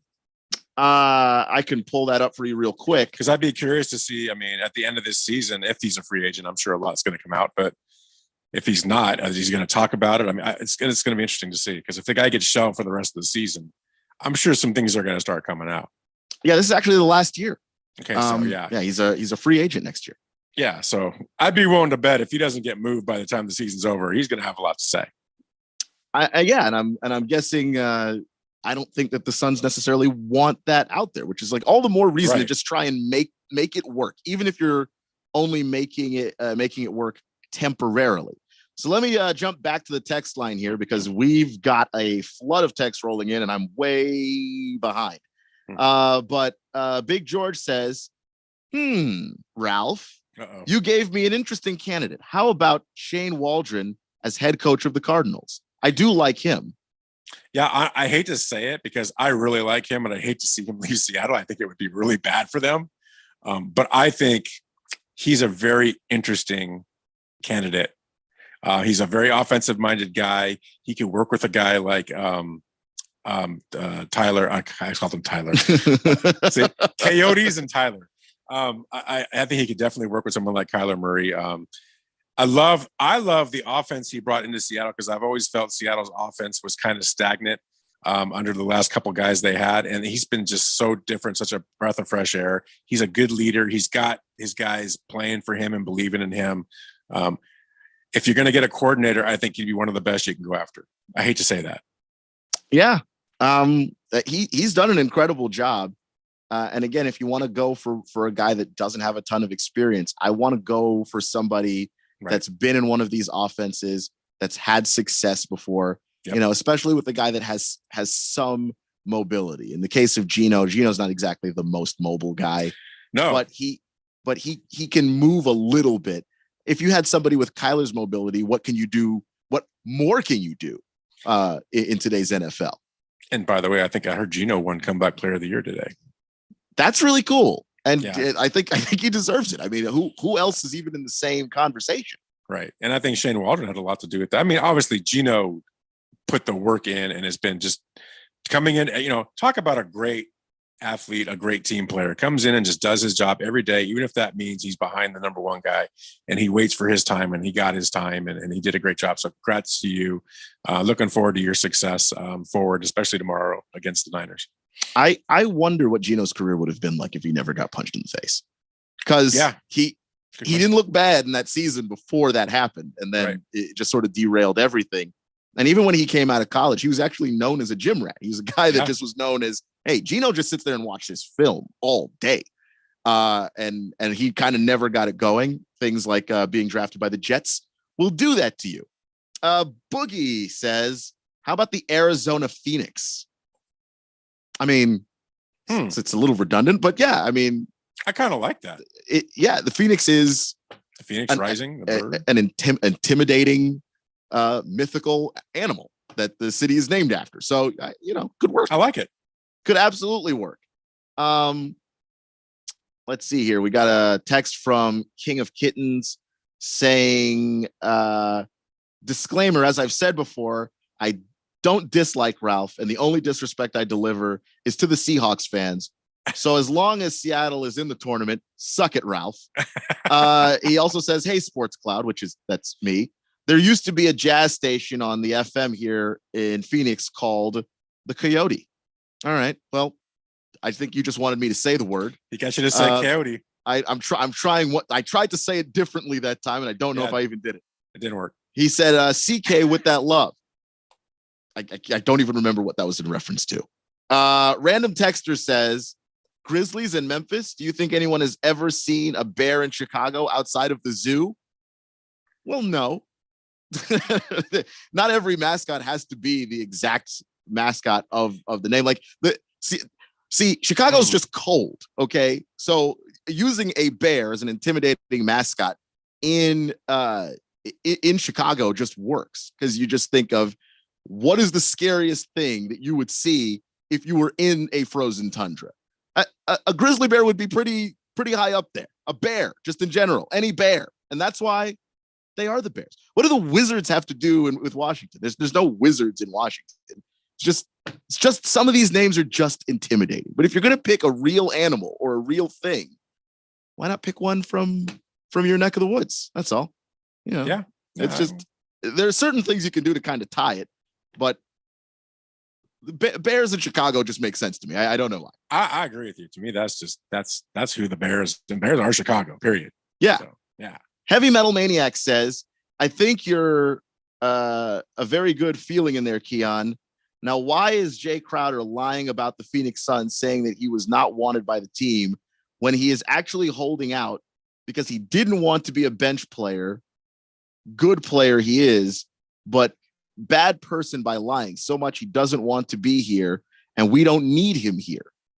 Yeah, look, got a lot of texts coming in saying that Jay Crowder is a liar. And I don't know if Jay Crowder is a liar because I was not in the room. Okay. I did not have the conversation. And yeah, if he says he wanted to be a bench player or did not want to be a bench player, and that was the move that they were going to make with him, how did that wind up with him being shelved? Because I don't know very many guys that just hold out because they don't want to be on the bench. You make it work until you get the trade, but you can request a trade. Is he holding out? That's the question that I don't know, because I have not heard any reporting one way or the other, just that they have not used him and they are not going to use him. They are going to move him somewhere. So sounds like you pushed a button there. I think I have, because here comes the some hate. Yeah. Pippi No Stocking says, Keon, you are such a great speaker, so articulate and full of sports knowledge. Do you ever cut loose, though, and go wild? You're always the serious one. Know any jokes? Here's the thing. This is about to be an incredibly sports-centric episode of the Daily Blender, because every joke I've ever told has been just a complete accident. I back into jokes. I don't set these things up and say anything on purpose. It's just, I say enough words, and sometimes, just based purely on probability, they're funny. But I don't have... I don't exactly have the ability to sit down and hit you with a quick joke like Jeffrey does. I got to be myself. That's the best that I can give you. Afternoon Boys says, Donnie, watching you guys on YouTube, starting the weekend off with a cold one. Big game Sunday. Is it a bad sign I'm overly confident the Vikings will win comfortably? Daniel Jones is on the road for his first playoff game. Just don't see them winning. The Vikings 31, the G-Men 14. Well, go ahead, Ralph. I would say it might be a bad thing. You're kind of confident. I don't know. I mean, your team's been so inconsistent. that it would scare me if I was a Vikings fan. I would really be just the whole time I'd be thinking, what team is going to show up today? What Kirk Cousins is going to show up today? Should you win this game? Absolutely, you should win this game. Will you win this game? I just don't know. I'm not confident. I feel very similarly, but I feel more confident that they'll beat the Giants just because this is a really bad matchup for the Giants. What the Giants do well is run the ball. Minnesota's not bad against the run. Minnesota's bad against the deep pass. And I just don't see Daniel Jones having enough weapons unless he's forcing something, which that's the bad Daniel Jones. I just don't see him having enough weapons necessarily to go out there and get that done. Hefty Lefty texting in to say, just Keon and Ralph running the ship today reminds me of the Tuesday early afternoon lineup at Candy Store. I'm kidding, Keon. You're performing admirably. Well, thanks. Watermelon says, poor coaching. Ego is getting in the way. He should play like y'all are saying. And I do think that Jay Crowder should play. And it doesn't matter whose fault this is, by the way. Like if it's Monty or if it's James Jones or if it's Jay Crowder, everybody in this process is being hurt by Jay Crowder not playing. That's really what it comes down to. Yeah. And I just think that that's insane that there is no middle ground for them. Like, hey, we're going to play you, especially now. You didn't want to come off the bench. Well, wait, you would start in this lineup. Why don't you go out there and do something? And then, we'll move you to a team. We'll move you to another situation, before the trade deadline. But without people seeing you, you're out of sight, out of mind a lot of times. So unless someone's really desperate for, a 3-and-D guy like Jay Crowder is, and they don't mind having that person at Jay Crowder's age. Not that he's old, but they're definitely younger versions. If they don't mind that, then you'll be able to find a trade partner, even if Jay Crowder has to play a little bit. Baker's Cocky Hen says Monty is good at building a team, but can't get them to the top from what I've seen. And, maybe that goes back to a little bit of what we were talking about with Doug Collins and Phil Jackson earlier. Yeah. I mean, it might be possible that Monty isn't the guy. Kyle G says Monty should go. He's a good coach, even a championship assistant, but not a championship head coach. The problem is who's better that's available to replace him. A, that's always the problem. And B, I did not see this many people coming in to say Monty Williams should go because, mind you, I never said that. Gonna have to restate my position on this. I don't want Monty to go. I like the guy. You got everybody to bring their emotions out about Monty. Like they're frustrated. Yeah, and I do think that when you have a slide like this team has had, and a season where honestly the sense of urgency should be a little bit higher. I know a lot of people are like, no, it's still early in the season. Or before the All-Star break, there's no reason to panic. But when your team is below 500 and you thought you were going to be maybe even the 1 seed this year, that's a little bit of a panic time for me. Yeah, I agree. So we're going to get to some of these texts because, boy, the Monty thing is absolutely blowing up. We'll get to these texts. We'll also get to the ones where we are now talking about team mascots. I don't know how I managed to open up that can of worms, but we're going to talk team mascots. We're going to talk Monty Williams, apparently, next on the Daily Blender here on 1580 The Fanatic. First, we decide where we want to go. Then we need to know the best way to get there. Hi, my name is Adam Barada. I'm the owner of Advantage Gold. We're the highest rated precious metals firm in the country. We teach people how to own physical gold and silver. Now, we've won the Best of TrustLink Award 4 years in a row because we educate our clients on how to buy gold and silver the right way. We don't pay celebrity spokespeople millions of dollars. We'd rather pass that value on to you. Call 800-900-8000 and speak with one of our experts. We'll send you a free gold kit along with my latest #1 national best-selling book, The Great Devaluation. Call 800-900-8000. That's 800-900-8000. Get the best information, the best process, the best service, the best value. Call Advantage Gold at 800-900-8000. Call 800-900-8000. Advantage Gold is not an investment advisor or a tax advisor. Consult with your financial advisor before investing. And now another no-brainer money-saving tip from Progressive. It looks like your luggage is over 50 pounds. Is there anything you can take out? Oh, yeah. Let me just toss all these $20 bills. Great. Let me grab you a trash can. Stop. Instead of throwing money away, move some clothes into a carry-on. And here's a better tip from Progressive on how not to waste money. Don't pay too much for car insurance. Drivers who switch and save could save hundreds. Progressive Casualty Insurance Company and affiliates. Potential savings will vary. If you are an IT professional looking for an opportunity with great benefits, the freedom to creatively solve problems in a career with great growth potential and a team environment, look no further than Affinity Technology. Serving the Valley since 1992, Affinity Technology is looking for a level 1 tech to develop and deliver excellent solutions and outstanding customer service. Visit atechaz.com/jobs and get started with your future today. That's atechaz.com/jobs. If you're looking to move out of your parents' place, you could really cut expenses by bundling your car and renter's insurance with Progressive, which is good because your little brother has gotten really territorial. You're blood related. You'd think it would be fine to share food in the fridge. I mean, who writes their name on every individually wrapped slice of cheese, Tyler? Still, you've got to admire the commitment. So bundle your renter's and car insurance with Progressive and use the savings to help you move out and have all the cheese you want.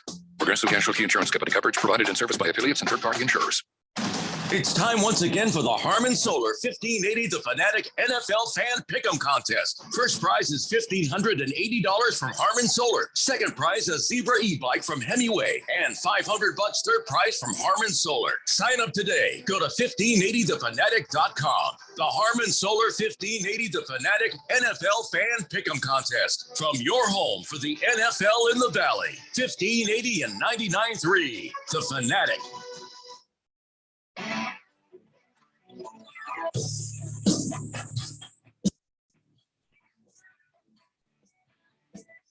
Welcome back to the Daily Blender, hour number 2 here on a Friday afternoon. Trying to get you to the weekend. We've got plenty of sports for you. I highlighted the football earlier, but let's just go ahead and take a look at all of the games that we've got on slate, because once you add the basketball, it is Sports Central from Saturday to Monday night.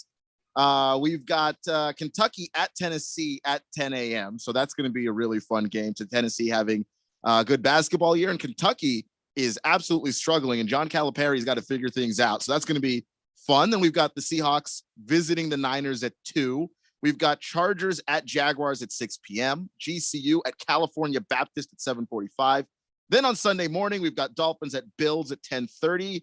Giants at Vikings at 2 p.m. Ravens at Bengals at 6 p.m. And then Monday night, the Cowboys visit Tom Brady and the Tampa Bay Buccaneers at 5:30 p.m. And of course, over on Money Radio, we do have some AIA basketball. We've got Pinnacle at Sandra Day O'Connor at 7 p.m. 1580 The Fanatic. We've got all the sports. It's not exactly a tagline, but it's just a fact. It's just a statement of fact. And we were getting to all of your texts because we had so many rolling in. We had a bunch of stuff about Monty Williams. We had a bunch of stuff about team mascot. So let's go ahead and jump back into this one. We've got Boomer Sooner, and he said, Ralph, are you wanting to leave Harmon Solar? You're good at this radio gig. You never know. I mean, clearly Ralph is a man who can do both. Yeah, I mean, if I can get Jeffrey's salary, I'd think about it. Well, good luck with that. Yeah. Let's see here. We have the Phoenix Foreigners, because nobody is from Arizona who lives here. I mean, I don't know. I mean, Randy's from Arizona. I mean, unfortunately Tucson, but from Arizona. I've met a couple of people who are from here, but I've also met a ton of people from like everywhere else, and I'm from somewhere else. And yeah, no, it's a good point. So it's a really good point. Randy's Chuckle says, Jazz in Utah, they should have reverted back to New Orleans. Well, once the Bobcats took the Hornets back, I really thought the Hornets should have taken the Jazz back. That would have just made a lot of sense, like New Orleans Jazz. But no, we've got the New Orleans Pelicans, which is also New Orleans, but yeah. But I don't like Pelicans that are, name. are weird animals. Yeah, I don't like that name at all. That doesn't do it. I will say that they're kind of scary. Like they'll eat things just whole, just whatever is in front of them. They'll try to eat anything. Let's see here. Silly Wabbit says, "How about the Arizona Haboobs?" It would be true. The rest of the country wouldn't know what you're talking about. Yeah, that's the word haboob. I'd never heard the word until I moved out here. And then I found out very quickly, oh, that's what that is. Gonna learn how to not leave my house when one of those is starting to kick up. Let's see. Mwahaha says, "How scared should we be of a Packer?" Well, it's a job, so I mean, it's not a very intimidating thing. But this is my point for like when you say, "Oh, there's no Bears in Chicago." True, but you know, your option is to choose something so local and regional. It's not actually intimidating, like the Steelers, you know, the Packers. These are vacations. These are not team mascots. But whatever. Crackalakin says, "I believe the name the Bears came from the Cubs." Teams used to do that back in the day too, where if you had a couple of teams in one city, they'd all have similar names or the same name. That makes sense. So there might be something there. Dick Whiskers says, "There are no Wizards in Washington that you know of." Guarantee you there are. Fair enough. I know there's bullets. That's true. That was the most accurate version of that name, actually. The Chicago Bears and Bulls were named for the local mercantile exchange being a bear and bull market. That makes sense. That's pretty cool. We've got the Reaper dropping in to say, "So here's an idea. Change the name to Arizona Rattlesnakes, and then change the arena to Arizona Sting, and have a scorpion as a logo." I mean, again, these are good ideas, but I don't know. At some point, we've just been the Cardinals for so long. I don't know if you could be anything else. I don't know. I guess you could, but I mean, I think you should have changed it when they moved. It's probably too late now. Yeah, like you're established as the Cardinals. It would be cool if they were the Wranglers, obviously. Yeah, I think it would. And I did look up what you and Randy were talking about with the old Wranglers logo. Oh my god. Yeah, they're cool, huh? Yeah, that thing is amazing. That brand. Yeah. Oh yeah. Super JJ says, "My FanDuel account has been dwindling since I can't pick a winner. So due to my dislike of them boys, I bet Dallas to win on Monday, ensuring a loss. Go Goat." Well, that way you win either way. You know, if the Cowboys lose, you win, and if the Cowboys win, you win money. There you go.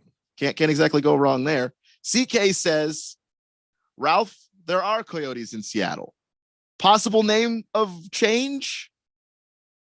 No, possible name change. I somehow read the word "of" in there somehow. I guess the first thing I said to that text is, "What is coyote?"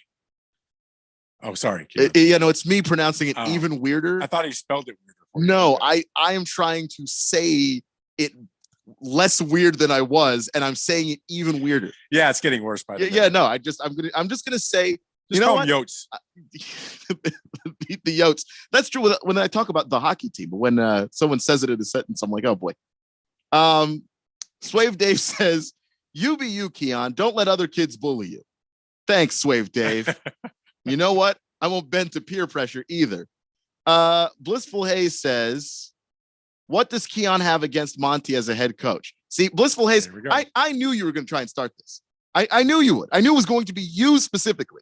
I don't have anything against Monty as a head coach. I just happened to notice, just following the sports media in this town since I've been here, we question every other coach. We don't really question Monty. And I just want to know why. You know, it's not like when teams lose, the coach has no responsibility.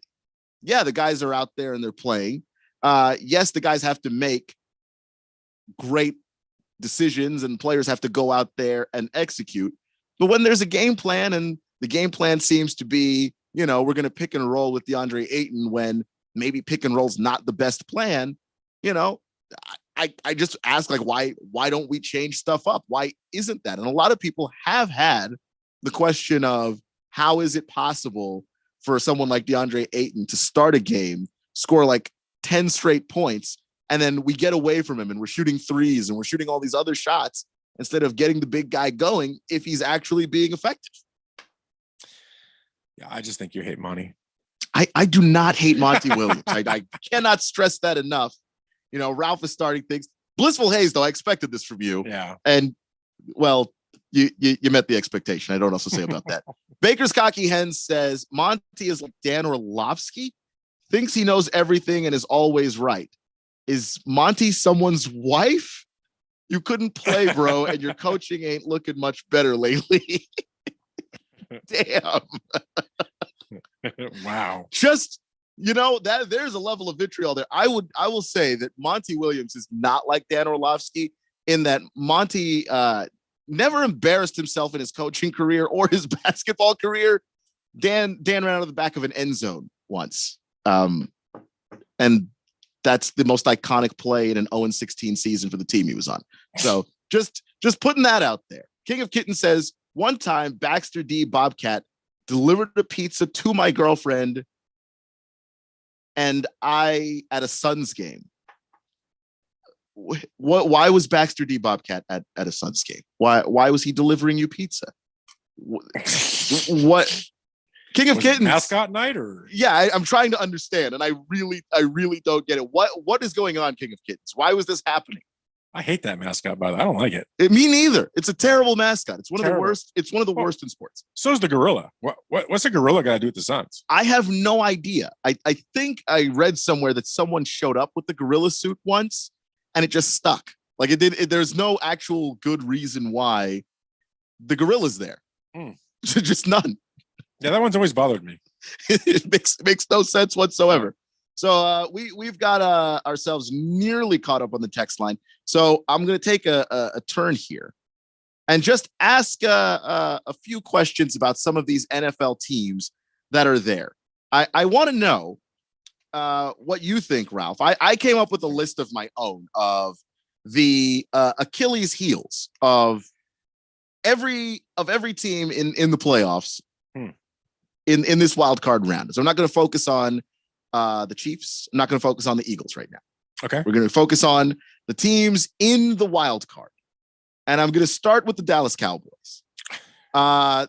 Just because I happen to look at that side of the bracket and I just went straight down. Okay. I have lack of big plays and Dak as their Achilles heel. Wow. It's just he's been turning the football over. If Dak can not turn over the football, then that makes Dallas a whole lot better. Yeah, I mean, I would have said Dak's inconsistency.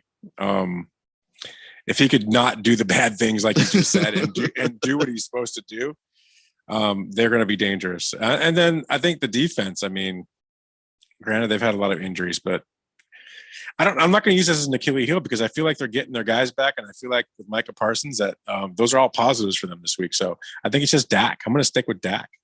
Yeah, I agree. I think with that right tackle that they have in Tampa Bay too, that's filling in, Micah Parsons is about to have a really big day. I do too. I expect him to have a big game. So we got the Buccaneers. Their Achilles heel is the worst timing on mistakes ever. If there's a fumble, if there's a dropped pass, it just seems to happen at the worst point in the game for them when they really need to make a play. Then all of a sudden, Mike Evans' hands don't work. You know, is there anything else that you're seeing there? I could also have had Tom Brady doesn't like to get hit. And, you know, as physical as that Cowboys front is, if they get their hands on Brady, we're not going to see the Tom Brady we're used to seeing. Yeah. And I was going to say, believe it or not, that my Achilles heel was Tom Brady. And I know that sounds weird, but for the very reason that he's a little older and a little slower. And I just feel that's going to be the death of him in this game and in this playoffs this year. He's not going to be able to get away from that rush, and he's going to be the issue. And he's a mess when you put pressure on him. Yeah, and especially lately. And I saw Tom Brady get up from a hit earlier this season, and it was as slow of a person getting up off the ground as I've seen in a very long time, and I don't think I've ever seen that from him. Yep.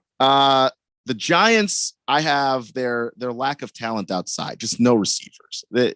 I pulled up the depth chart of the Giants to try and see if I could recognize a lot of the human beings starting at wide receiver for them in a playoff game. Right. And I'm appalled. I'm appalled that starting Isaiah Hodgins, they're starting Richie James. Like, I don't think either of those guys would start anywhere. Yeah. I mean, Darius Slayton would, but he's not bad. Not the other two. No, but you're right. I mean, that's the glaring Achilles. There's no doubt. I mean, it's the receivers. Absolutely. That's going to be their death. Yeah, there's no depth there. I think their offensive line's actually pretty good. And yeah, not bad. I like Brian Dable a lot, but just I cannot get with some of these receivers that they have out there. I don't know what they're going to do, especially against Minnesota. Because if you're trying to test that secondary of Minnesota with Richie James, like it's not going to happen. Mm-hmm. But I will get to the Vikings now and mention that their weakness is that their secondary just doesn't function. I don't think the Giants are the team to test it, but somebody in this postseason is going to. Yeah, I think that's fair. I also think Kirk Cousins is kind of their Achilles because you don't know which one's going to show up. I mean, if you get bad Kirk Cousins, which he comes out a lot, especially in big games. Yeah, in big games. I think he's definitely your Achilles. They're going to be in trouble if he shows up that way. Kirk Cousins at 11 o'clock on a Sunday is one of the greatest quarterbacks I've ever seen in my life. Quarterback Kirk Cousins when people are watching, not so much. Nope. Not so much. Nope. So we're going to get to one more of these, and then we'll have to get to break here. But we'll get to your Seattle Seahawks route. I have the run defense as an Achilles heel for them, just because that's the part of the team that I think when they address things this offseason in the draft, free agency, I think that's where a lot of their resources are going to go. Yeah, I mean, I would say their interior defensive line, because they're so hurt right now up the middle with losing I can't remember his name. My goodness. But anyway, losing one of the big inside guys, and then Al Woods has been up and down and hurt, and then losing Jordan Brooks. So yeah, they're going to struggle against the run because of that. So that's definitely their Achilles. You could say their youth is their Achilles, but to me, it's also their strength, because the youth is what's put them where they are today, because they've gotten so much better. And it definitely was their Achilles early in the season, but it's improved a lot. But this is their first playoff game, and they are human, and they could be a little nervous, and it could wind up going against them. We'll see. And it goes both ways. I mean, on the one hand, you have inexperience, but on the other hand, when you have inexperienced guys in the playoffs, sometimes you get the result of these guys don't know that they're not supposed to do anything, right? They don't know that people are counting them out. They just go out there and play. So they're actually a little bit more loose sometimes than the team that's got a lot of experience. They understand the pressure. They understand what's at stake. And if you look at, it's funny, if you look at Tariq Woolen, they were doing the list of against them, the QBR ratings against them, and he had the lowest QBR rating against him this season of any corner in the league. That's pretty impressive. That is impressive, especially Sauce Gardner was like 6th, I think. Yeah, which is still insane. Right. For a rookie, that's insane. Yeah. For Woolen to be first, though, I mean, that's it was like a 49.4 or something. It was really low. Guy's a stud. Yeah, he's already a shutdown guy. Yeah, which is amazing. But again, like you just said, these young guys don't really, sometimes the moment's too big for you. Sometimes you don't realize it's too big for you, and you don't even get affected by it. So it'll be interesting to see what happens. Yeah, it could actually go either way. We're going to get to the Niners and some of these other teams, their Achilles heels. Coming up, you're listening to the Daily Blender here on 1580 The Fanatic. Mr. Clean, Mr. Clean. Of course, I use Mr. Clean Magic Eraser to clean tough messes off my stovetop and bathtub. But then I discovered I can also use it to easily clean my patio furniture and even my shoes. I'm hooked. And when wipes won't cut it, I use Magic Eraser Sheets. They're thin and flexible erasers, perfect for everyday messes, like gunk on my counters and sinks. They really are magical. The reviews are in. Mr. Clean Magic Eraser and Sheets make cleaning look easy. If you're looking to move out of your parents' place, you could really cut expenses by bundling your car and renter's insurance with Progressive, which is good because your little brother has gotten really territorial. You're blood related. You'd think it would be fine to share food in the fridge. I mean, who writes their name on every individually wrapped slice of cheese, Tyler? Still, you've got to admire the commitment. So bundle your renters and car insurance with Progressive and use the savings to help you move out and have all the cheese you want. Progressive Casualty Insurance Company coverage provided and serviced by affiliates and third-party insurers. For the latest from the world of golf, tune in every Saturday morning from 6 to 8 for the Golf Shop Radio Show, presented by PlayGolfMyrtleBeach.com, the golf capital of the world. Hosts Mark Greenhalgh and Matt Blanchard talk golf from tee to green and everything in between. If you like golf, you're going to love Golf Shop Radio. Before you tee up, drop on in. Welcome to the Golf Shop here on 1580 and 99.3 The Fanatic. Don't let your kids get fooled by the people they meet on social media. It may start as an innocent conversation, but those strangers are using their relationship to deal drugs to your kids. If you think tiny pills can't do much harm, think again. Fentanyl can end it all. Find resources at talknowaz.com. Don't let your kids get fooled. Talk to them and visit talknowaz.com. This message is sponsored by the Substance Abuse Coalition Leaders of Arizona. You've made your financial plan, but are you prepared for an emergency? Hello, I'm Mo Ansari, host of Market Wrap and president of Compact Asset Management, where we focus on holistic wealth management. That means helping you find the right investments and planning for the future. But the best investment plan in the world can be ineffective if you or your loved ones cannot access the information quickly. Do you know your account numbers and where your insurance policies are kept? Who do you want to take care of your children if something happens to you? From a natural disaster to a death in the family, every household needs an emergency plan in order to cope and recover. Call my office at 1-800-388-9700 and ask for the personal financial information packet, which can help you keep all of your important details together for easy access. That's 1-800-388-9700, 1-800-388-9700. Compact Asset Management is a registered investment advisor, funds custodian, Fidelity Institutional Wealth Services, member FINRA SIPC. The most important event in sports could happen at any time. Like right now. Or right now. Or even now. Don't miss history. Follow us on Facebook, Twitter, or at 1580thefanatic.com.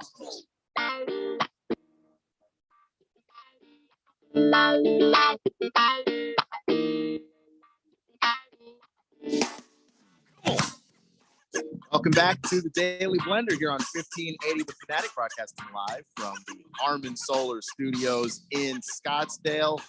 And we're just talking about the Achilles heels of a lot of these teams in the wild card round of the playoffs. We're not really worried about the Chiefs right now. We're not really worried about the Philadelphia Eagles right now, but everybody else has a weakness that I think is worth mentioning. So we're going to get to the text line here and clean that up before we get back to our list. Woos says, hi guys. Keon, you and that Laker dude are doing great. Speaking of mascots, why do the Phoenix Suns have a gorilla mascot? See, we were just asking that. Yeah. We were honestly just asking that. Someone has to know this.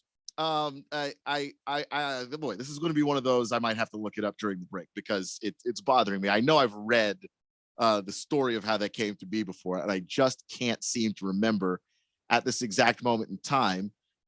Jason says, what about the Arizona Redskins?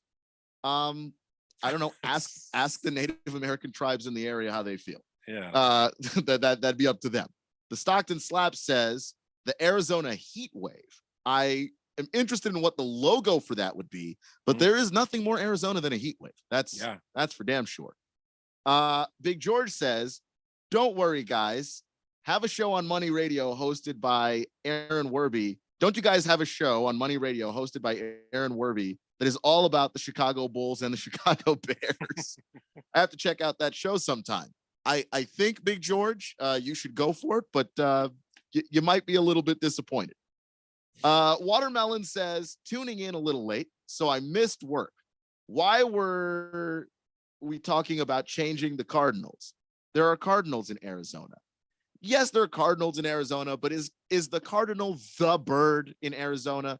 Like Ralph was saying earlier, there are actually non-man-made lakes, in the LA area, but you wouldn't say that that's what the area is known for. Right. And I just brought up the fact that if I owned the Cardinals, the first thing that I would do is change the name because I just don't like it.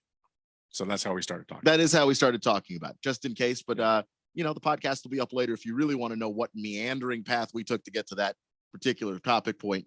The Reaper says they kept Cardinals' name when they moved from St. Louis to Arizona, but you are right. They should have changed the name, just to something more Arizona, especially like a state like Arizona has so many different unique animals and stuff that just doesn't exist in other places in this country. Saharos.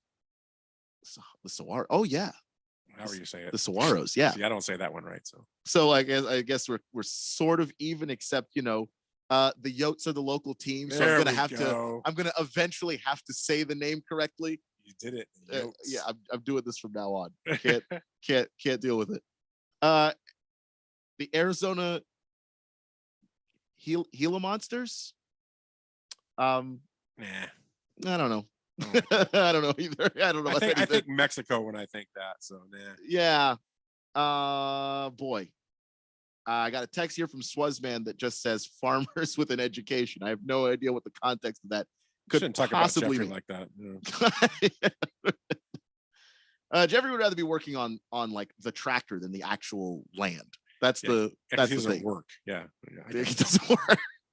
You said it, not me. I'd say it again. I like being employed here, Jeffrey. If you're listening, I like my job. Pro Dog says Keon hates Monty. You must be a racist. Wow. Oh, leave that one only if you go by my voice, I guess. Blissful Hayes says Monty Williams needs to go back to being a talk show host. Fighting an Illini great Eddie Johnson should be named new head coach for the Suns. Yeah. Don't think it's Monty Hall. Yeah, or Montel Williams, who is also bald. That just seems little typecasting going on there. Blissful Hayes, maybe back off of that a little bit. Pinocchio says all this talk about bears brings up an interesting fact. Bears think all humans walk around with a load of poop in their pants because every one of us they caught, they're like, "Yep, eat the top, throw away the bottom." Wow. Thank you, Pinocchio, for your took some solid breakdown of bear logic. I never knew that. I learned something new on this show every day. Nondescript says Monty Williams breathed life back into the organization and the Valley. He knew how important it was to resuscitate the culture of the Suns. And that's what I'm saying. Like, I think that Monty deserves credit for that. And I think that he deserves having the benefit of the doubt. I'm just wondering, like, when Monty makes a decision that is questionable, we would kill Cliff when he made bad decisions all the time, and he deserved it. But when Monty makes bad decisions, which is not anywhere near as often as Cliff was, I still think we should be able to question it without people going, well, he was the coach of the year. And it's just like, I get that. But like what he's doing here in this situation doesn't make a whole lot of sense. It hasn't come up again. The press hasn't brought it up. Yeah, not really. I actually was able to pull up the quote. I was looking for it earlier from Jay Crowder in particular. And he said, I've spoken to every player that I've played with on the team, and they all have stressed how much they miss me and respect my decision. And I'm thankful for their understanding. This move of pushing me out the door was a blindsided hit to not only me, but my teammates, as you can see from speaking to them and myself in the conversations we've had behind closed doors. And then they asked Mikal Bridges about it. And Mikal Bridges said, that's one of our leaders. I texted him not too long ago and told him how much I miss him. That's my guy. It's the NBA. It happens. I know he wants to be here, but it's the league. That's just how this happens sometimes. This is my 5th year in the league, and I understand how it could be. You've got to protect yourself sometimes. We'd love to have him here, but we get it. So it's like the locker room seems to be on his side. Right. And that's where I just wonder what the hell is going on. And I have to question at least the coach first, because how a locker room gels is in a large part the coach's responsibility. And then you get to some of those leaders that you have in the locker room. And to the texter's point, I mean, Monty's made them relevant again. I mean, they really weren't prior to Monty. So you got to give them something for that. But if there's some stuff going on, I mean, it'll come out and we'll figure it out. And if he's not the guy, they'll get rid of him. But I don't see that happening. I'm sure if players come back and they start winning again, we'll all forget about this. Absolutely. And I mean, I won't, but yeah. Okay. I just had to refresh the text line there. And I am going to blame the text line like everybody else. This is in no way user error. Not at all. The gorilla doesn't make sense. What about the Phillies and the Flyers mascots? A mop and something from Dr. Seuss's Nightmare? Look, love the fanatic. The fanatic. He's the fanatic. What do you want? What is a fanatic supposed to look like except He's something iconic? Yeah, He is from Dr. Seuss's Nightmare, and also some of mine. But that he's an iconic mascot. I what do you want me to diss the Fanatic? I can't do it. No way. Even though it's the Phillies, and I'd love to. I can't do it. He's awesome. Man Bear Pig says the Giants having Kenny Galladay and not using him is mind-blowing to me. Yeah, he's benched, and I don't get it. Like, I think Galladay is a great receiver. And when he first showed up there, he was doing work. It's not like, he showed up and it was just such an obviously bad fit that he shouldn't be playing. If you have a chance to go up against the Vikings, Kenny Galladay seems to me to be one of your better bets to actually test the weakness of that team. And I don't understand it either, Man Bear Pig. Doesn't track.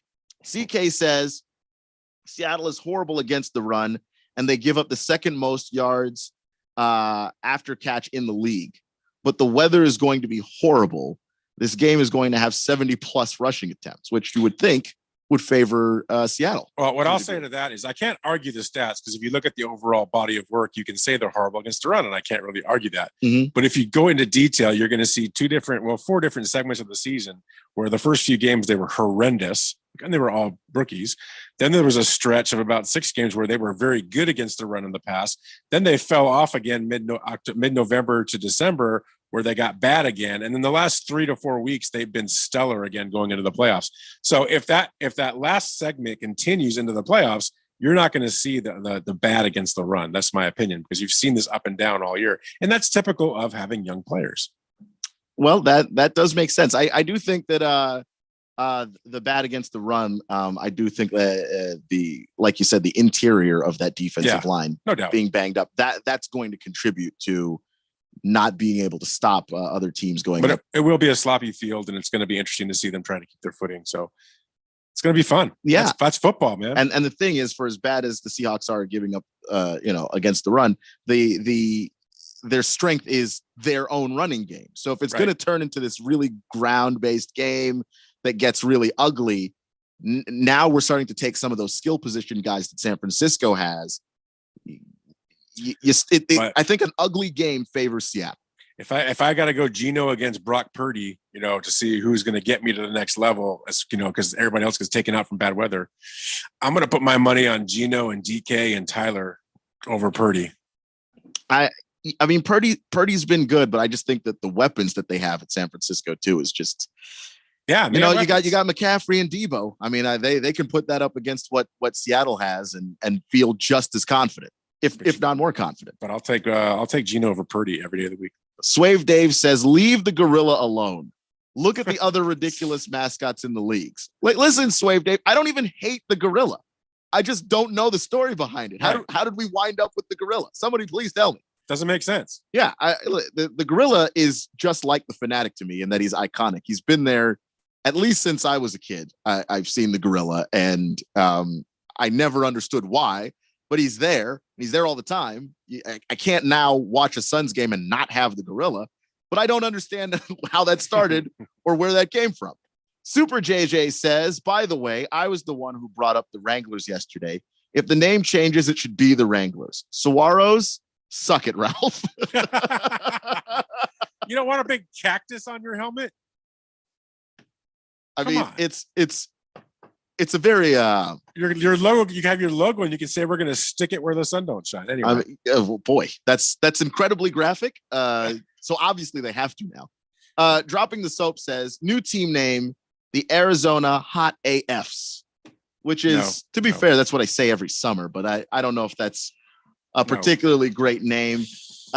We've got the end of the hour coming up here, but we'll get to a couple more texts really quickly. King of Kittens says the gorilla comes from the 70s from back at the Veterans Memorial Coliseum at 19th and McDowell. Dude delivered a candygram courtside dressed in a gorilla suit costume to a fan by the bench. It was on TV. People loved it, and it stuck. Well, there you go. I mean, look, I can live with that now. I can, yeah. There's a story there. There's like a connection to why this is happening. Hefty Lefty says Gen Z bears eat the bottom first because we all know Gen Z is about. You know what? I can't even finish that text, Hefty Lefty. What are you doing, man? What are you doing? This is definitely a Friday show. That's funny. but I can't. I can't. I can't read that. We're gonna finish off our list of the Achilles heels of some of these wild card teams. Come on back. It's the Daily Blender on 1580 The Fanatic. This is a special alert to all Americans who own a vehicle with less than 200,000 miles with an auto warranty about to expire or with no warranty coverage at all. Due to a decline in the economy, CarShield is announcing a low-cost month-to-month vehicle protection plan that is now available to the public to save any driver out-of-pocket expenses on future auto repairs. Call now to find out how you can pay almost nothing for covered auto repairs. Yes, you heard that correctly. Pay almost nothing for covered auto repairs. An open phone line has been established for all drivers to call for a free quick quote. Call 800-279-0433 now. Drivers who are covered will not have to pay for covered repairs again. This protection plan is at an all-time low. Additionally, drivers who activate this vehicle protection today will also receive free roadside assistance, free towing, and car rental options at no additional cost. Call us for your free quick quote today. 800-279-0433. That's 800-279-0433. What do you have to lose? Call 800-279-0433. Again, 800-279-0433. If you're looking to move out of your parents' place, you could really cut expenses by bundling your car and renter's insurance with Progressive, which is good because your little brother has gotten really territorial. You're blood related. You'd think it would be fine to share food in the fridge. I mean, who writes their name on every individually wrapped slice of cheese, Tyler? Still, you've got to admire the commitment. So bundle your renter's and car insurance with Progressive and use the savings to help you move out and have all the cheese you want. Progressive Casualty Insurance Company coverage provided and serviced by affiliates and third-party insurers. I studied Spanish in college and never got fluent. But then I tried Babbel. Want the most effective way to learn another language? In just 15 minutes a day, Babbel's bite-sized lessons will have you learning another language in as little as 3 weeks. Babbel gets you speaking quickly about things you actually talk about in the real world. University studies have shown that using Babbel for 15 hours is equivalent to a semester of college Spanish. If you want to learn a new language, there's no better way than Babbel. Go to Babbel.com to try Babbel for free. That's Babbel.com. Remember when you could go to the doctor and actually leave feeling better? Hi, this is Dr. Stephen Katz. The problem with our healthcare system is the focus on the system and not on your healthcare. At the Naturopathic Physicians Group in Scottsdale, our doctors are experts in full spectrum healthcare using a natural approach. Patients come in for a variety of issues, including joint pain, chronic conditions, and issues specific to men and women's health. We help people find relief when other doctors have failed. Our naturopathic doctors can restore your pain-free life using cutting-edge regenerative treatments. We can also help restore balance to your immune, digestive, and hormonal systems. Addressing your cause can also improve both mental and emotional stability.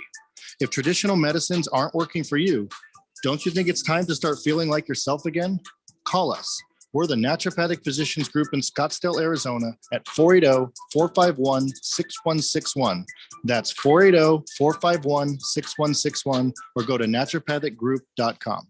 KQFN Tempe. Also transmitting on K25CD Phoenix at 99.3 FM. And K24EU Fountain Hills at 95.9 FM. It's time for the third hour. All right, people, settle down because it's time. Time for what? Showtime. When does it start? Right now. 3, 2, 1. Let's get on with the show. Let's do it.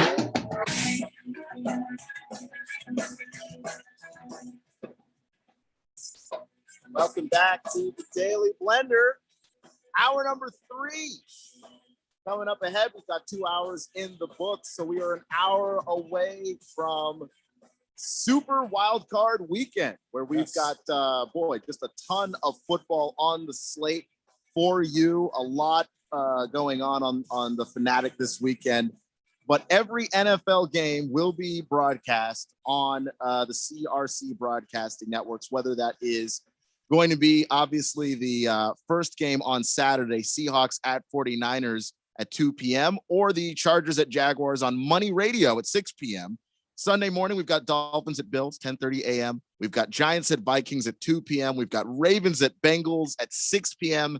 And then Monday night, the first Monday night playoff game, if I'm correct about that, we've got the Dallas Cowboys visiting the Tampa Bay Buccaneers, which, by the way, make sure you get those Harmon Solar fan pick'em picks in, because you can still win. I mean, we're picking right up until the Super Bowl. So if it's close, if you're one of those pickers that's at the top, then you have to keep on picking so that you don't fall behind.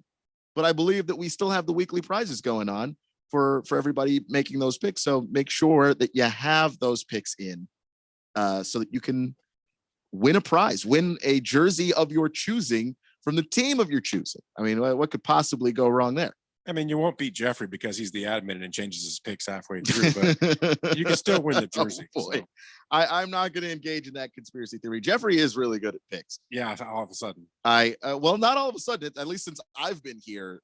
He's been admin since you've been here. So, so are you saying you take the power away from him and all of a sudden? I'm just saying that, yeah, things happen. Oh, so There's an investigation going on. An ongoing investigation. All right. I mean, as a personal investigation, Ralph himself will be doing I have been doing it. Mm-hmm. So we'll have the tribunal coming up, in a couple of weeks, and then Ralph will be able to let us know exactly what he thinks. Let's get back to some of these texts really quickly. I want to clear up the text line before we jump to the Achilles heel for every wild card team, and then of course I want to talk about a problem that the NBA is having, and the worst possible Super Bowl matchups. We have 49 of those. Which ones sound like the ones where if you see that's going to be a terrible, terrible Super Bowl? But first, let's get back to this list because we got to the 49ers, and I think I'm going to keep it really simple. The Achilles heel of the San Francisco 49ers, and they don't have very many weaknesses, is Brock Purdy. I know he's played incredibly well, but he is still a rookie. And if you're going to try and make somebody beat you, I think you have to go after him, and try to figure out ways to confuse him, show him things that he hasn't seen, which is easier to do when a guy is this young and early in his career. Yeah, I think the one success that Seattle had against them was when they put pressure on Purdy, he looked horrendous. And they had him shut down most of that. I mean, probably most of you didn't watch that game, but most of that game, he didn't do a whole lot. But he had a couple of big plays that made up for all that. You can't just let him have those big plays. So I think he is the Achilles heel. It's his first playoff game. It's going to be bad weather. It's a big stage. So is he ready for it? We don't know. I guess we're going to find out. I mean, the last few weeks says he might be, but it's going to be interesting. I'm going to go to the Chargers now, and I think that the Achilles heel for them is their lack of consistency. The whole team. It's like if everyone was Kirk Cousins. You don't know which team you're going to get when they show up. And then I'll also say the running game. Yeah. I know that there's a little bit of a tale of two seasons for them too with that. Like if you just look at the stat on face value, lately they've been running the ball a whole lot better, but they can be stopped. And that's the part that's kind of crazy when they have Austin Eckler, who's been awesome, and they've used him in the passing game really well. But sometimes you just need to grind it out on the ground. And I don't think that if the Chargers have to do that, I can't trust that they can. Yeah, I think their Achilles is their identity. I don't really think they know who they are. I mean, I don't know who they are. I mean, it's like you said, they're so inconsistent in what they do and how they approach it. You can't look at the Chargers and go, this is what they are. I mean, I was shocked to hear that they were 30th in the league in running. I mean, doesn't make sense to me, right? I mean, yeah, and they're a good passing offense, but they're not great. Like the Vikings are also not like the best running team over the last few weeks, right? But they have that passing game with Justin Jefferson and Kirk Cousins that makes up for it. I don't know what the Chargers have if they show up in the running game doesn't work. And again, this is the playoffs. Defense in the running game travel. That's going to be a huge problem for them. And if they can't get out of their own way, they may not even make it past Jacksonville. And I don't think they will. I don't think so either. I picked the Jags as well. Yeah. But the Jags, their weakness is a couple of things. I wrote their secondary, which they give up big plays a lot. When they have a lead in particular, then it seems like, oh yeah, the Jags are safe. But the next thing you know, they're fighting for their lives because they had a busted coverage somewhere. And Trevor Lawrence, because he just hasn't been consistent either. And I like him. Like when you get Trevor Lawrence, the good Trevor Lawrence, that dude is really hard to beat. But when you talk about a Trevor Lawrence who's overthrowing guys, sometimes his throws on the run are just not very accurate, which is supposed to be a strength of his. He's actually a mobile quarterback, but he just seems to be really inaccurate throwing on the run. that's going to be bad news for Jacksonville. And I agree with Trevor Lawrence, but I also my Achilles would have been definitely the secondary. I've just watched too many of their games where the team just move down the field. It's too easy sometimes. It seems like they just move down the field against them so simply that they just blow coverages. They just stuff that you sit there and go, "What are you guys thinking?"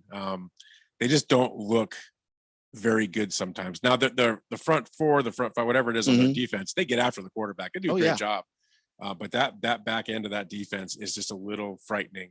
And I think that will be the thing that will ultimately doom them in the playoffs. If Trayvon Walker and those guys up front can't get home, teams are able to go over the top. I mean, they do. They had Washington dead to rights and could not stop Carson Wentz in the second half of that game because they couldn't find a way to stay disciplined on the back end of their defense. And they just got torched for it. The Ravens' Achilles heel is just their offense in general, just the whole thing. If they don't have Lamar, and if they don't have Tyler Huntley, it's even worse. But if they don't have Lamar, their offense really struggles. When they don't have Tyler, their offense doesn't do anything. Right. And unfortunately, they've got a lot of talented players who are built around this run-based offense that they've put together. And then they can't run the ball because without Lamar, it doesn't really work. And J.K. Dobbins came back and he's been running pretty effectively. But coming off of that knee injury, he hasn't looked anywhere close to the same. Like there's just no part of the Ravens offense outside of Mark Andrews occasionally that does anything. Yeah, and I was going to say the Achilles heel would be the Ravens defense because they're so tired because the offense can't keep them off the field. So to your point, it's exactly true. The quarterback obviously position is the biggest Achilles for them. And the offense as a whole because they just can't make anything happen. And that poor defense is just by the third quarter, they're exhausted. Yeah, dog tired. Yep. The Bengals, I have the run game a little bit for them, but mostly they're slow starts. Didn't happen last week, but they have some of these games where they kind of have to get punched in the face a little bit first. Then they wake up and they can catch anybody. But when you get to the playoffs, do you want to be, late second quarter going into the half just now scoring when you see some of these offenses are able to put up points? I think that the Bengals can overcome that particular Achilles heel, but it would be nice if they able to put that to rest and start some games really fast.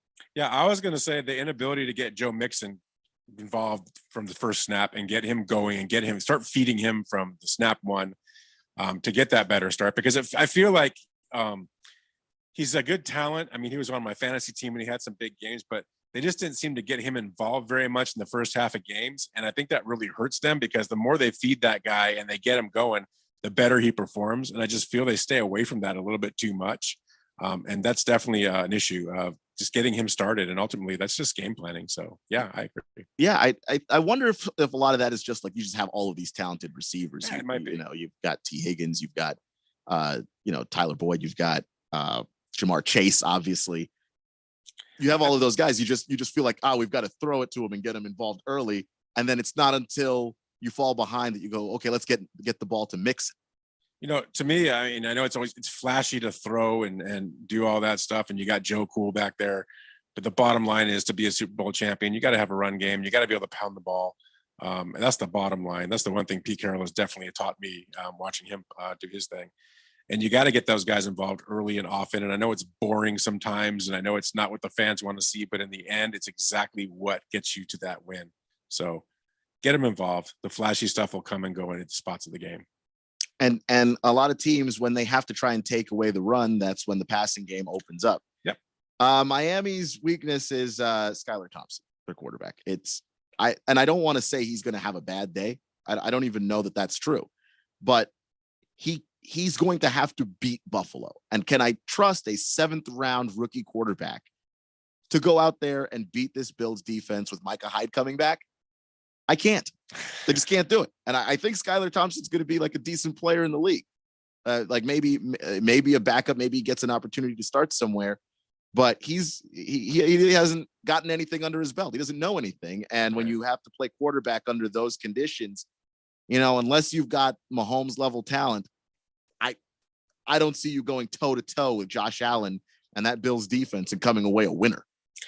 Yeah, I can't argue that. That's the glaring Achilles for this game for them. But For me, also would be the defense's inability to really cover the running backs and the tight ends. I think they struggle doing that, and they've shown that all year, and it's been a big Achilles for them.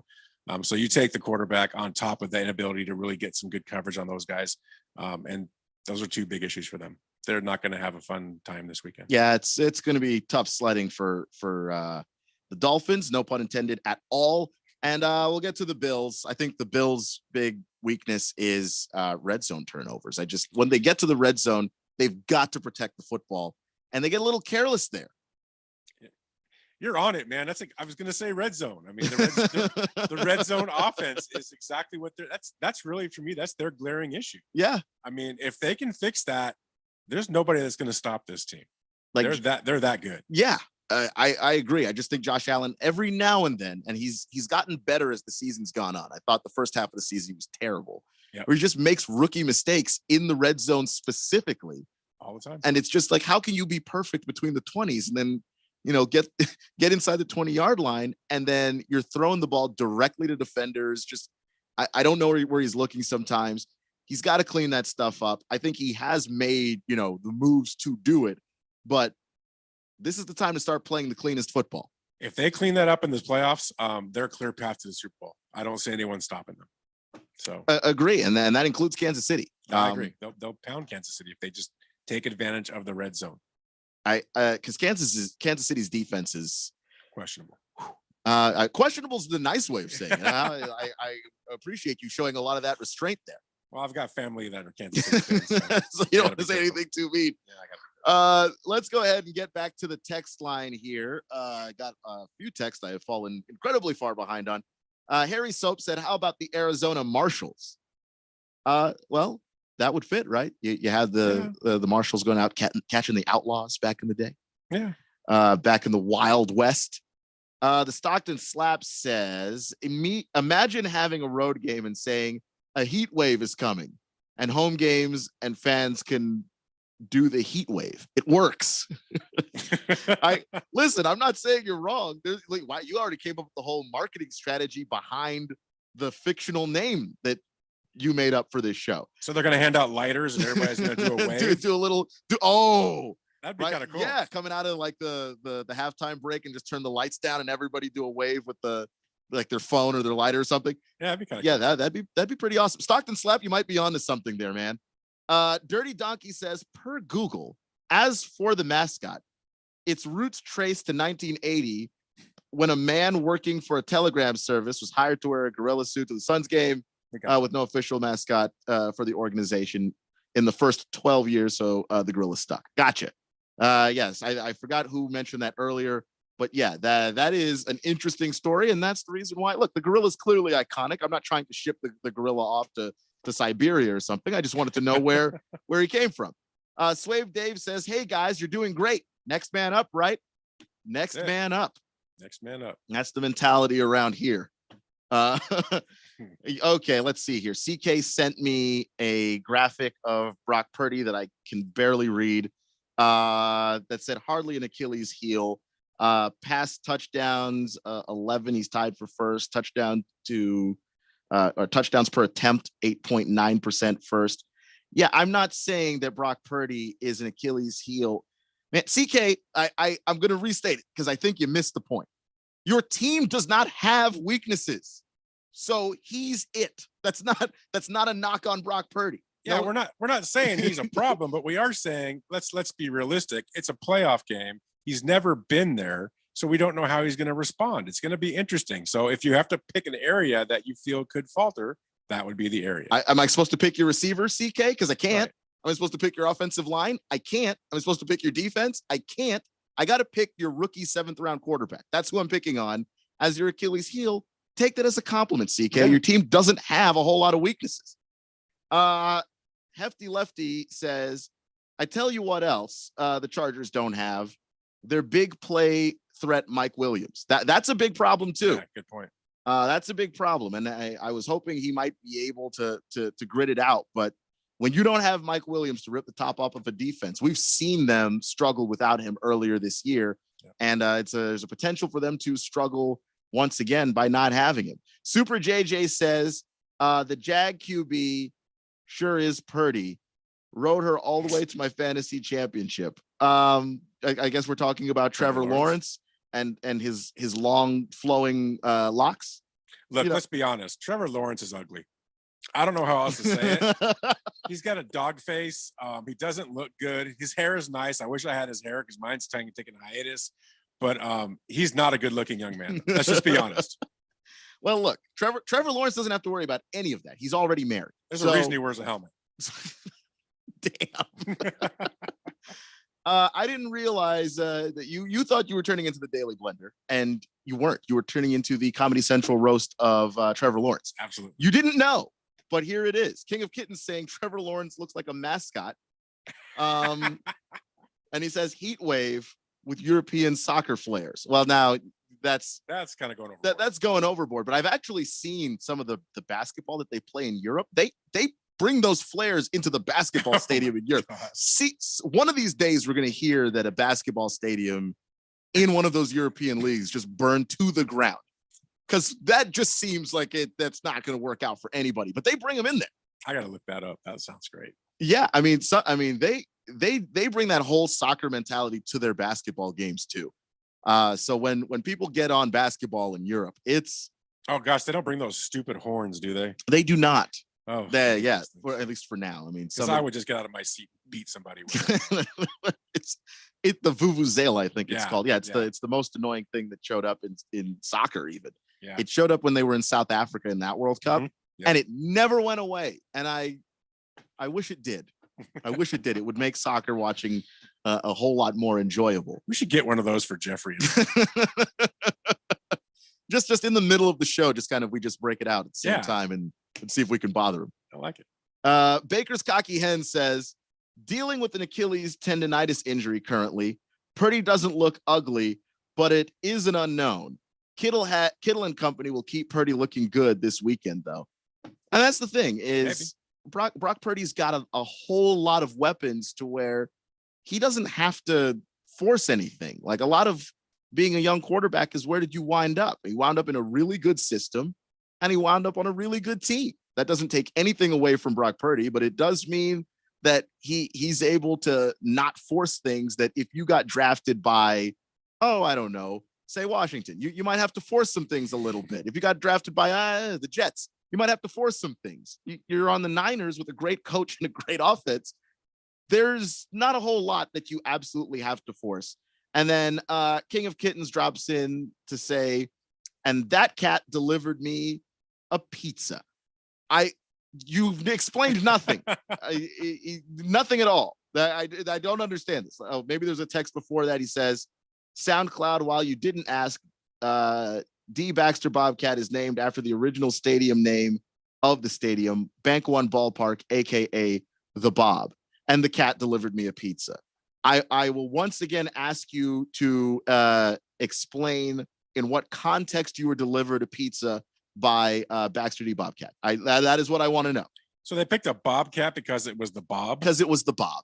How about Bank a guy One just Ballpark. dressed like Bob, whoever Bob is? That'd be better. That would be better. I mean, I just can't. And that Bobcat's he's got ugly eyes. He looks evil. I don't know. Yeah, I think like there's freaks out little kids. There's a cool story with the gorilla, the Bob. Are there even Bobcats out here? I don't know. Yeah, there are. There are. Okay. Yeah, up in the hills. Just how about the javelinas? We call them the javelinas. No, the javelinas. I mean, got a lot of those. Tons of those. I've actually seen those around here, like around the radio station when I drive Really? in sometimes. Yeah. Oh, wow. More closer to night. If I come in the evening or if I'm leaving, I'll see them. But yeah, I have seen them around the radio station, and I'm still not used to it. It's still kind of odd to me. Yeah, they're dangerous. So we've got a lot of stuff to get to here. We're up against the break. Sean McVay is in fact staying with the LA Rams. Oh, good. Jadeveon Clowney put his foot squarely in his mouth, and now he's having to apologize about it. And I think the NBA has a problem with the load management. We'll get into all of that stuff here on the Daily Blender on 1580 The Fanatic. This is Brent Musburger's action update for Arizona's new home for sports, The Fanatic. Now, here are the latest lines from my guys in the desert. The latest lines for the NFL that starts on Saturday. San Francisco, a 9.5-point favorite over the Seattle Seahawks, minus 510 on the money line. Seattle plus 405. Over under is at 42. The Chargers are a 2.5-point road favorite over Jacksonville Saturday night. LA minus 138. Jacksonville plus 118. Over under 47.5. Monday night, the wild card weekend concludes with Tampa Bay hosting Dallas. The Cowboys a 2.5-point road favorite, minus 138. The Buccaneers plus 118 at home with an over-under at Raymond James Stadium at 45.5. Red hot winning picks at experts.winnersandwiners.com. Save 75% when you use the promo code ACTION75. Experts.winnersandwiners.com. I'm Tony Desiri with your VSiN Action Update on 1580 and 99.3 The Fanatic. Diabetes, high blood pressure, anxiety meds, everyone's on them. If you're a 50-year-old male, maybe a bit beefy, and you may even have type 2 diabetes, $1 million of term insurance may only cost you about $200 a month. Call Term Provider. Speak with Big Lou at 800-444-9336. Big Lou will find a term life policy for you even if you have type 2 diabetes, are overweight, or have high blood pressure. Term Provider has helped thousands of people like you who think they can't afford term life insurance. To buy $1 million of affordable term life for you, all you need to do is call Big Lou at 800-444-9336. Lou will make sure the scales are tipped in your favor. Call 800-444-9336. Big Lou will answer your call and work to fit you into a term life policy that you can afford. Remember, Big Lou's like you. He's on meds too. For affordable term life, call 800-444-9336. Call your own plays during the NFL playoffs with FanDuel, America's #1 sportsbook. Hey guys, it's Stephen McCollum, and when you bet NFL same-game parlays from now through January 16th, all customers can get up to $100 in free bets, win or lose. All you have to do is place a total of $20 or more on NFL same-game parlays or same-game parlay plus bets during the wild card round. The more you bet, the more you'll get back in free bets. NFL same-game parlays are the perfect way to combine your bets for a chance at a larger payday. Build your own and choose from one of the popular same-game parlays pre-built for you in FanDuel's top-rated sportsbook app. And if you're new to FanDuel, you can also get up to $100 in free bets, win or lose, when signing up with promo code Steve1580. That's promo code Steve1580. 21 plus and present in Arizona. Bonus issued as non-withdrawable free bets that expire 7 days after receipt. Max free bet at $100. Restrictions apply. See terms at sportsbook.fanduel.com. And if you have a gambling problem, call 1-800-NEXT-STEP or text NEXT STEP to 53342. They're going to go nuts when he hits this thing.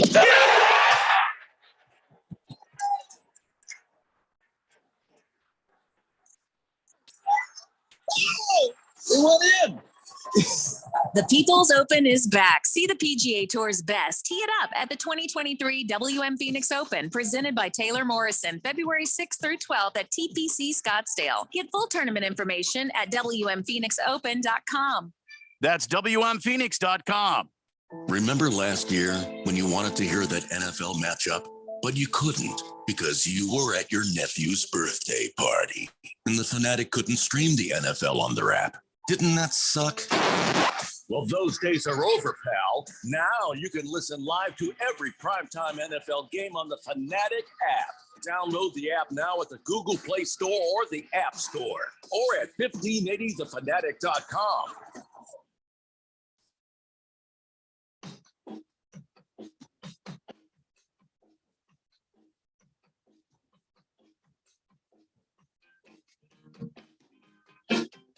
Welcome back to the Daily Blender.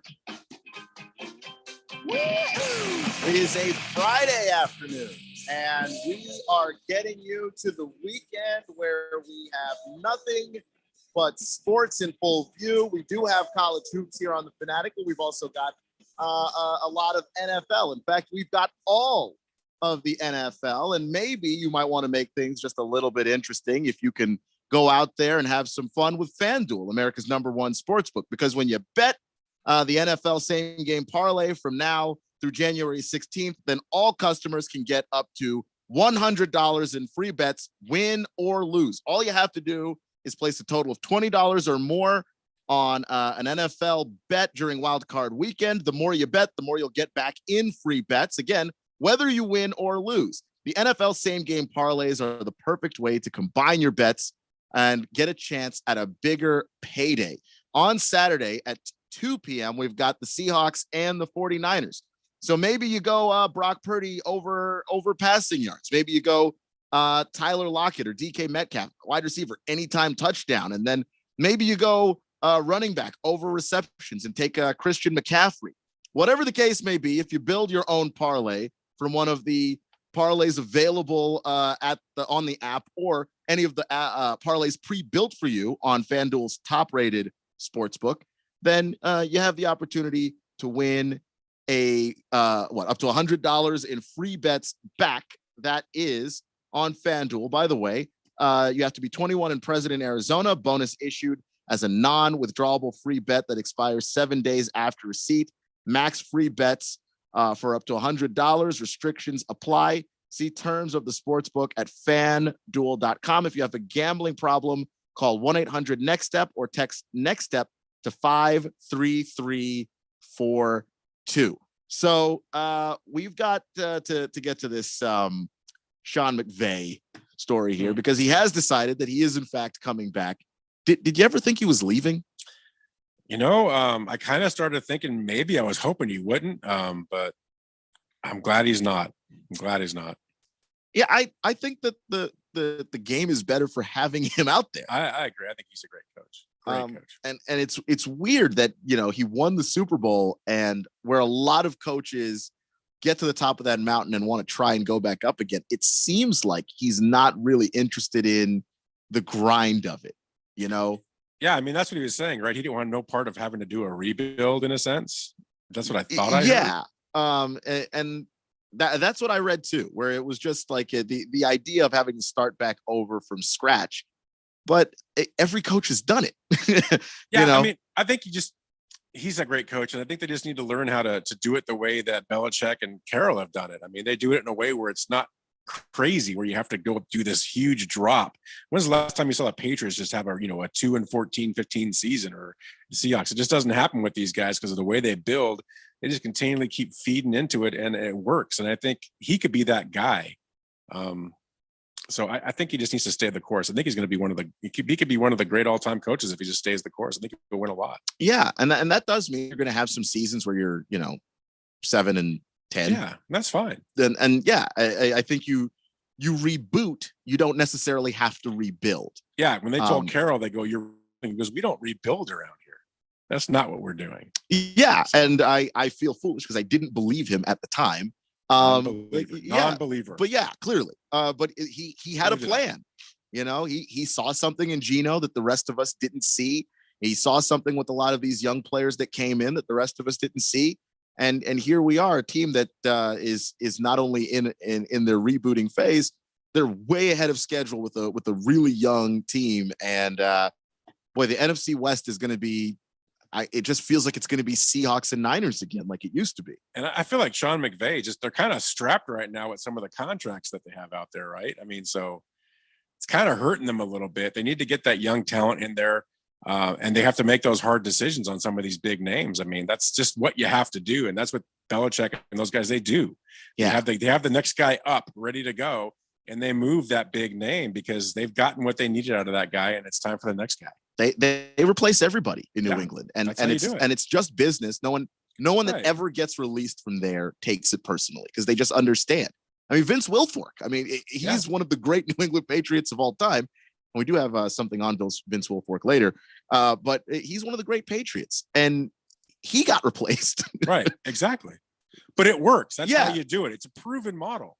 Just follow that. Like let somebody else overpay for your guy, but you have to be able to do that. And I think the thing that I've never really liked about how the Rams, did business with Les Snead was that they swing for big players and swing for big names, and that stuff ties up your cap. Yep.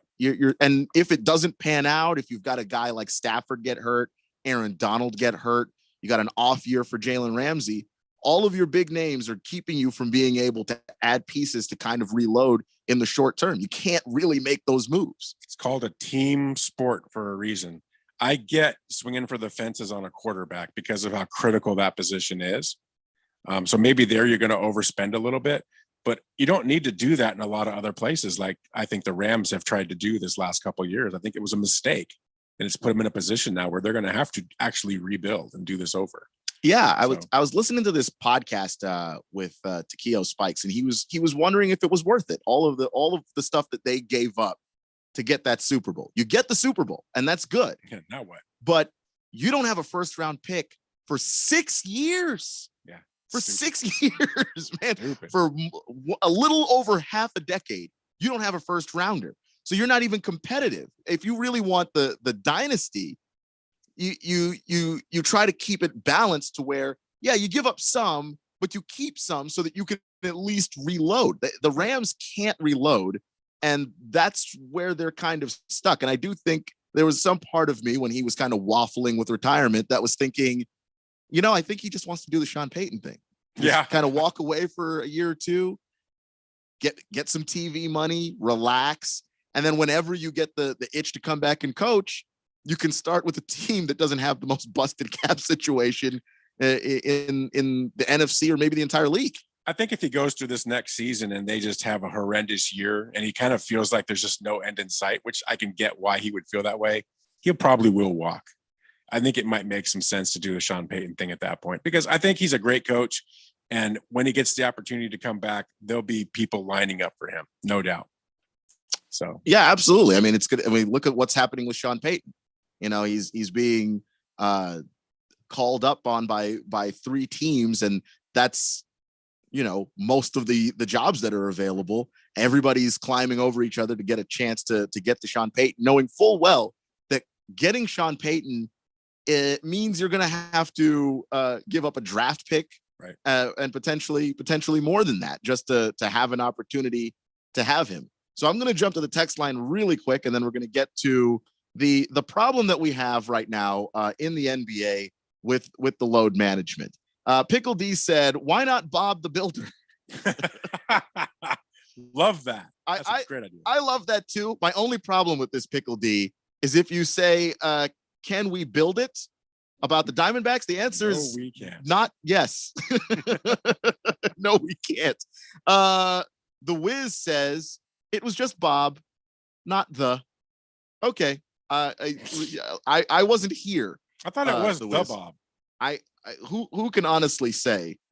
I always thought it was the Bob. So I'd be curious to see what people say. Baker's Cocky Hens, you sent me a picture I cannot see the entirety of, and all it says is Aaron West on Twitter. Trevor Lawrence looks like and it cuts off. I can't see the rest of it. I want to see that. Looks like what? Maybe type out what was said, because with the way the text line works, sometimes you get to see the whole picture, sometimes you don't necessarily get to see it. King of Kittens says it was mascot night at the basketball game, and the owner of the baseball team, Ken Kendricks, was in the row in front of us, and his son was so pleased when Baxter delivered the pie to us because I yelled out his name, D. Baxter. Okay. It was mascot night. Okay. So it just the employees that were delivering the food dress up as mascots. Am I understanding that correctly, King of Kittens? Heavy Metal Maniac says, so the Diamondbacks mascot was actually given the name by Jay Bell, former Diamondbacks player. His son said they should have a Bobcat because they played at the Bob, and D. Baxter is named that because the fans are the backers of the team by backing the Diamondbacks. That is. Well, this is why we don't listen to children. Clearly, they do not name our mascots. Not marketing geniuses, children. Not geniuses, really, children. But definitely not in the marketing sense. And also, Heavy Metal Maniacs, I think that you might hold some kind of record for the amount of times the word "back" has been used in a sentence. Swave Dave says, "Hi guys, just got home. Please pour me a tall one. Happy Friday. Now that the fantasy football is over, I haven't heard anything about winners and who's moving into or out of the Premier League. Just curious. I don't know all of the people moving into or out of the Premier League there, except for me. I know I'm moving out of the Premier League. There goes your beer, sir. I'm sure when Jeffrey gets back, he's going to figure all that out and go get there. Yeah, I mean, the rest of the stuff is kind of in flux right now. I think he and Rosalie did the math on it, but they're still trying to make sure that they got it right so that the right people don't get tossed out of the Premier League. Baker's Cocky Hens said, just search Trevor Lawrence dog face. Dog face. Listen, I agree with Ralph. I don't know that Trevor Lawrence is necessarily, the most attractive human being on earth, but dog face, what is happening? Could you picture Trevor? I could see Trevor Lawrence in tights in the Nutcracker. I don't know why. Just think about it, and you'll swear that you've seen him there. Maybe Trevor Lawrence was a theater kid. We don't know. We have no Those way are the of guys knowing. you used to beat up, didn't you? I mean, well, not me. I mean, not you. When I was in high school, I was tiny. Really? So yeah. So like I was, when I tried out for the football team, the coach was just like your heart, but you're gonna get killed essentially, which makes sense because I mean I showed up to that tryout and there was just all of the corn-fed boys of Texas around me, and I knew immediately I wasn't making the team. Like it was instant. Were you in theater? I was not in theater actually. Okay. All right. I knew I wanted to keep working in sports, and I knew I couldn't play. Obviously, I tried out for basketball, and a guy named Larry Wilkins threw down a two-handed dunk on me, and I'm pretty sure that ended that. But I did join the newspaper so I could keep covering the teams and being able to talk to the coaches and some of my friends. I think you made the right choice. Yeah, so that worked out for me. But no, I did not join theater. I was not a theater kid. Good. But Trevor Lawrence looks like he might be. I don't know. He's got that look. Number one Rattlers fan says, take a guess as to what the most common mascot nickname in America is. Stick 63 days until, number one Rattlers fan, the Rattlers coming back. And I'm excited for you that is much closer than it has been before. I think we talked about this. Isn't it like the Eagles or something? Isn't there there's a lot of teams? I know at the high school level, there is more Eagles than you'll ever imagine. Yeah. Just Eagles playing Eagles. It's a very, very overused name. Yes. I actually did play-by-play for this semi-pro football league, and they chose the Eagles. I was like, why? That's got nothing to do with Chattanooga. I don't know if they're Eagles in Chattanooga, but guys. So they're the Chattanooga Eagles. I have a Chattanooga Eagles shirt somewhere. Baker's Cocky Hen says, please look at Aaron West dogface one. It's a dead ringer. Guys, I will look it up later. I can't look it up now while I'm talking, but I will look it up, I guess, during the break. Big George says, Keon, can we get a weather report for the weekend? Will there be rain? So this is the one thing I am not equipped to give you weather. Randy White is the one that's got the phone that's attached to all of the weather stuff that we have going on here. I mean, all of the equipment, the Doppler satellite thing, it's all at his house. I have no access to the weather stuff. Randy White is very possessive of the weather. I will not be doing the weather. If it's going to rain, Big George, you should let me know. Actually, I don't know. Also, Big George, don't you live in California? How does the weather here help you in any way? King of Kittens says Trevor Lawrence is dreamy, and then he also said Ralph is too. Well, I know that I am, and I get that, but if he's dreamy, that's a nightmare. It's a nightmare. And Aaron West is just basically a dog. Trevor Lawrence is somewhere out there, just his ears are ringing and he has no idea why. Hey, I like the kid. I think he's great, but he's ugly. It's just the way it is. That's not a dream. It's a nightmare. Yeah, so the roast of Trevor Lawrence continues. Silver Pop says Trevor Lawrence has the same hairdo as Lord Farquaad from Shrek, except that he's blonde. That's good. That's not necessarily untrue.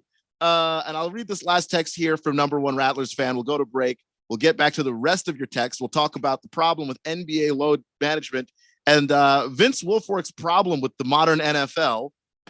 And his text says, high school, college, it is the Tigers. Yeah, there's a lot of Tigers too. Yeah, there's Tigers. There's a lot of Tigers. So we'll get Tigers. to Swave Dave, King of Kittens. We'll get to your texts on the other side, and we'll also talk a little NBA load management. And what the NBA can do to solve that necessarily as a problem. You're listening to the Daily Blender here on 1580 The Fanatic. Guys, are you getting up multiple times a night to use the bathroom? As we get older, so do our prostates, and that can mean urinary problems that affect our sleep and quality of life. Life is better outside the bathroom. Real Health's Prostate Complete can help you relieve those annoying and painful prostate symptoms. Available at Walmart or visit realhealth.com for more information and to order yours today. Try it risk-free with our 120-day money-back guarantee. These statements have not been evaluated by the FDA. This product is not intended to diagnose, treat, or cure any disease. Seems like everything is going electric these days. Electric cars, electric trucks. What you save on gas, you pay for with that electric bill. With all these things being plugged into your house, wouldn't it be nice to save up to 85% on your monthly electric bill? Well, you can do that with zero down and no payments for 12 months. Call Harmon Solar. Harmon Solar is a family-owned, woman-owned local company that uses top-of-the-line equipment. Call Harmon Solar, 800-281-3189. That's 800-281-3189. Or go to harmonsolar.com. Finding great candidates to hire can be like, well, trying to find a needle in a haystack, but not with ZipRecruiter. Its powerful technology actively finds and invites qualified candidates to apply to your job. So while other companies might deliver a lot of hay, ZipRecruiter finds you the needle in the haystack. See why 4 out of 5 employers who post a job on ZipRecruiter get a quality candidate within the first day. Try ZipRecruiter for free at ZipRecruiter.com/free. That's ZipRecruiter.com/free. If you are an IT professional looking for an opportunity with great benefits, the freedom to creatively solve problems in a career with great growth potential and a team environment, look no further than Affinity Technology. Serving the Valley since 1992, Affinity Technology is looking for a level 1 tech to develop and deliver excellent solutions and outstanding customer service. Visit atechaz.com/jobs and get started with your future today. That's atechaz.com/jobs. The Renaissance Festival is back! Huzzah! Weekends February 4th through April 2nd. Great shopping, a giant crafts market. Your favorite shows. Be ready to have a great time and don't be afraid to participate. Huzzah! Just night. Huzzah! Silly fun for the entire family. Happiness reigns at the Renaissance Festival. Huzzah! Lots of new shows. Non-stop feasting. Leave your cares behind. It's fun and affordable. You will adore the Renaissance Festival. The Renaissance Festival is back. Huzzah! Weekends February 4th through April 2nd. Discount tickets available at Dashes and Food City or online at arizona.printfestinfo.com. Presented by Delta Airlines, Dashes, Food City, Pepsi, Budweiser, and Guinness. You can always save on Renaissance Festival admission with discount tickets at Dashes and Food City stores statewide. Huzzah! Download the Fanatic app. News, scores, social media updates, and more on your smartphone, on your tablet. The free Fanatic app, available at the Google Play Store or the App Store and at 1580thefanatic.com.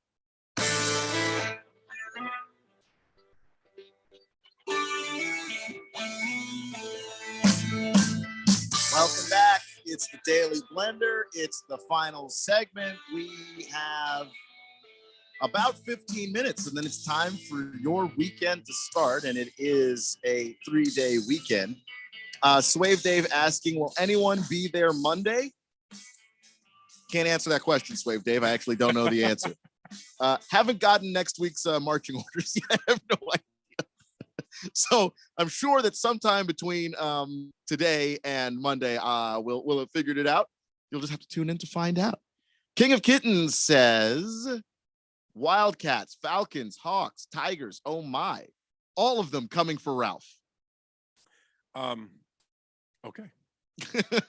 You know, there's some, I need to give everybody an update real quick. As of 3 minutes ago, this is very important, so you need to really listen. Get your pens out. As of 3 minutes ago, the Seahawks have arrived in San Francisco. So, I mean, everybody needs to know that. Just it's very important. They touched down. Touchdown. They're there. It's time. It's not exactly breaking news, but it's the thing right below. Right below that. Right. So sorry for that interruption, but it's very important. And King of Kittens signing off. Thanks for listening, man. He says, good night, gentlemen. Night, suck man. it, Ralph. Hey, suck it right back. Good night. Have a good weekend, man. And then Big Risk saying, why are 65,000 fans supposed to attend the Spurs Warriors game tonight? They're setting the attendance record for the NBA. Why? It's something to do with a celebration of the Spurs, and they're playing at the Alamo Dome, which is bigger than the stadium they usually play at, so they can sell more tickets. And the Alamo Dome, they need to do something with the Alamo Dome. They originally had it. The Spurs did used to play there before moving to the AT&T Center. And the Alamo Dome's really cool building, and they obviously have, the Texas Bowl there, but they refurbished that thing to actually play football, to have an NFL team. And then the NFL never came. And so they do stuff like this with the Alamo Dome from time to time. And I understand it. I get it. It's cool. Yeah. And it's a cool building. Like it really is. I know a lot of people, a lot of stadiums now they want, certain modern amenities, but the Alamo Dome's kind of a throwback. It's a classic. And I enjoy every time I get the opportunity to go. Haven't been there in a very long time. That game just started too, so they're going at it. Oh boy. I mean, it's the Spurs. This year they're terrible. They know they're terrible. The Spurs are tanking harder than they've ever tanked before. Everybody wants the number one pick that we think is going to be the number one pick in the NBA draft, Victor Wembanyama. Dude is like 7'3". He handles like Durant. He shoots threes. His range is ridiculous. He's gigantic. And like Chet Holmgren had some of that last year, but Chet's really skinny, and everybody wondered, how's he going to hold up? You don't have those problems with Victor. Victor is solid dude with room to fill out. Where does he play? Right now he's in Europe. He's in Europe. Okay. Yeah, he's I think 17 right now. Oh, so wow. Yeah, so he's real young, and so every NBA team is like, I could build around that guy. Yeah. For 15 years. I mean, we'll win 4 championships. He's going to look good in Laker gold. Well, are you guys tanking? No, but we'll find a way. Because you got to get the number one pick, or you're not getting Victor. We'll find a way.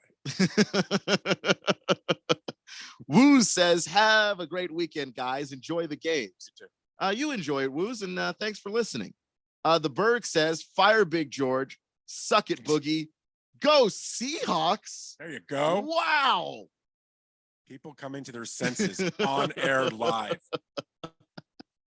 The Berg. Kiss the Cook has sent me a picture, and it is a lot of vehicles outside.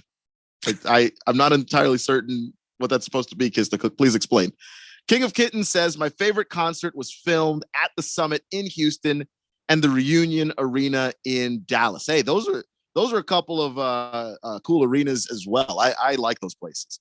Shooter McGavin says 49ers 30, Sea Chickens 10. Suck on that, Ralph. Yeah, I don't see that happening, but that's free country. You can have your opinion. Suck on this hypothetical score that has not happened yet. Anyway, before I forget, I'm trying to see if I can pull up the on this date in Big George's sports history that was sent to me earlier in the day, and I somehow do not be another Seahawk one. It wasn't going to be, actually. I don't know. I mean, we could tailor make one for you, but it's not necessary. No, we're good. All right. Well, we'll go with the Michael Jordan related on this date in Big Georgia sports history. Let me see if I can go ahead and get the music started for myself. This is all of a sudden, I'm starting to realize that this is tougher because I have one screen that's got all the sounds and stuff, and then I've got the other screen that I'm reading off of, and they are not next to each other. All right. On this date in Big George's sports history. On this date, back in Big Georgia sports history, back in the year 1999, after having led the Chicago Bulls to their 6th NBA championship in 8 years the previous summer, Michael Jordan, at the age of 35, announced his retirement from basketball for the second time. Jordan, arguably the greatest basketball player of all time, returned to the NBA with the Washington Wizards for the 2001-2002 season, but he was not the Jordan of old and retired for good in 2003. Without MJ and without almost all of the players that had won them the NBA title, the Bulls crashed to earth in 1999, finishing with a 13-37 record and a lockout-shortened season. Yeah, no, I and the thing is, Michael Jordan actually, like, he wasn't the Jordan of old, but he was still good with the Wizards. He couldn't jump anymore, but like he was schooling guys. And the reason why I am a Wizards fan, I'll tell you right now, I was watching a Wizards game one Saturday night with my dad. Michael Jordan scored 60 points. Did you ever go to the games when you got there? No, because we didn't have the money at that particular point in life. But yeah, I do think that I would have loved to have gone to go see that. But yeah, he put up 60 and it was all mid-range jumpers. I mean, he really I mean, greatness is greatness, right? I mean, yeah, and I think he broke his foot that season. Like that's the reason why I think like they weren't able to get a playoff spot that year. I don't know that they would have been a title team, but they were going to make the playoffs, and then Jordan got hurt, and that was kind of the end of that. But not like even in, you know, his 36, 37 season, like Michael Jordan was still putting points up on guys in the league. So the last story we're going to get to here probably is this Vince Wilfork story, because Vince Wilfork does not like what he's seeing out of guys in today's NFL, and he's certainly not liking some of the stuff that he's seeing from the young guys in the Patriots locker room. Here's Vince Wilfork to talk about the entitled attitude of young NFL players. These guys don't respect the game and don't respect coaches the way we used to. You know, I never seen anybody talk back to Bill. As a leader and as a captain, of course, we have conversation of things that we might not like, but that's behind closed doors. And it's not us challenging Bill.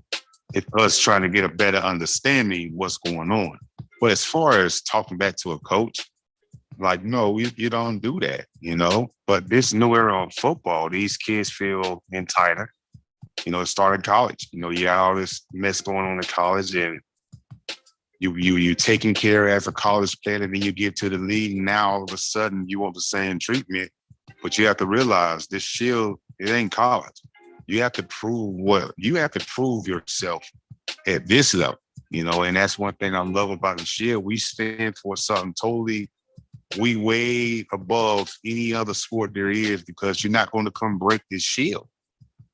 And that I think that is interesting, given just the way the Patriots had a couple of guys this season. Mac Jones is the one that's going to obviously take the brunt of the heat, just the way that he was yelling at coordinators and stuff on the sideline. But there are other young players in that locker room that would talk back to Bill in a way that the vets that played there, the guys that actually won stuff in New England, they don't take that very, very kindly. They're not thrilled. I wonder how Bill would take that, though. I mean, if you're trying to yell at him, I'm sure you're probably not going to be a Patriot very long. Probably not, you know. And I think that Bill's not the person that he's not going to put it out there in the media. We're never going to know what Bill does to you to make your life miserable. Right. But it's happening. But the fact that people would even try, like nobody, that's what Vince is trying to get at. Like nobody even tried back in the day. No, I think it's a valid point. And it's a shame, right? Because you see, there are coaches out there, and I'm going to go back to Kingsbury. I saw him as the kind of coach that guys could just walk all over, you know, and you just don't want to have that kind of guy at the head of your locker room. So it's a shame that these younger guys think that they can just talk back. And we see it in the business world too. It's not just sports. It's a different generation, man. And some of this generation, they're very empowered and very entitled, and they have no problem talking back to authority. And it's created a lot of issues, not just in sports, but in the world. So it's a shame, but I'm all about what he just said. He's right. It's just like, there's a way you can disagree. Like there is a way. I just think you don't have to be rude about it. Yeah. You know, like there's definitely times like I'm trying to figure out like what does Radio Ron want from me, or what does Jeffrey want from me? Right. I'm not talking back to those guys. You know what I mean? You can talk back to Jeffrey. I mean, you it's easy for you to say. I actually like I said, Jeffrey, can I have my job on Monday, please? I like for that to still be there. I do think too that he's right about the college players. I went to SEC Media Days back when I was in Georgia, and we were trying to get a lot of the Tennessee players, and they have these guys insulated to where you want an interview with somebody, you know, I mean. Well, now they're making money in college. Yeah. I mean, that's even crazy. New ball game. Yeah, and I don't think that them making money is necessarily wrong, but it is going to change how they feel they should be treated. Absolutely. And in college, I think when you have a guy that's a superstar, you're more inclined to like worship the ground that person walks on because you don't want that guy to go in the transfer portal. Right. There's no transfer portal in the NFL. You sign a 5-year deal and you start talking back to coaches. If you're not producing, if you haven't earned the right to be able to say that, you're either out the door or stuck on the bench or on the practice squad somewhere. Yep. So Vince Wilfork has a very strong point. A lot of strong text today. And sorry if I didn't get to yours. It's been the Daily Blender here on 1580, The Fanatic. Have a good weekend. Paid for by Christian Care Ministry. Let's see, if something costs less, but people are happier with it, that sounds like something to look into, and that's MediShare. Maybe you've heard switching to MediShare to pay for healthcare can save the typical family $500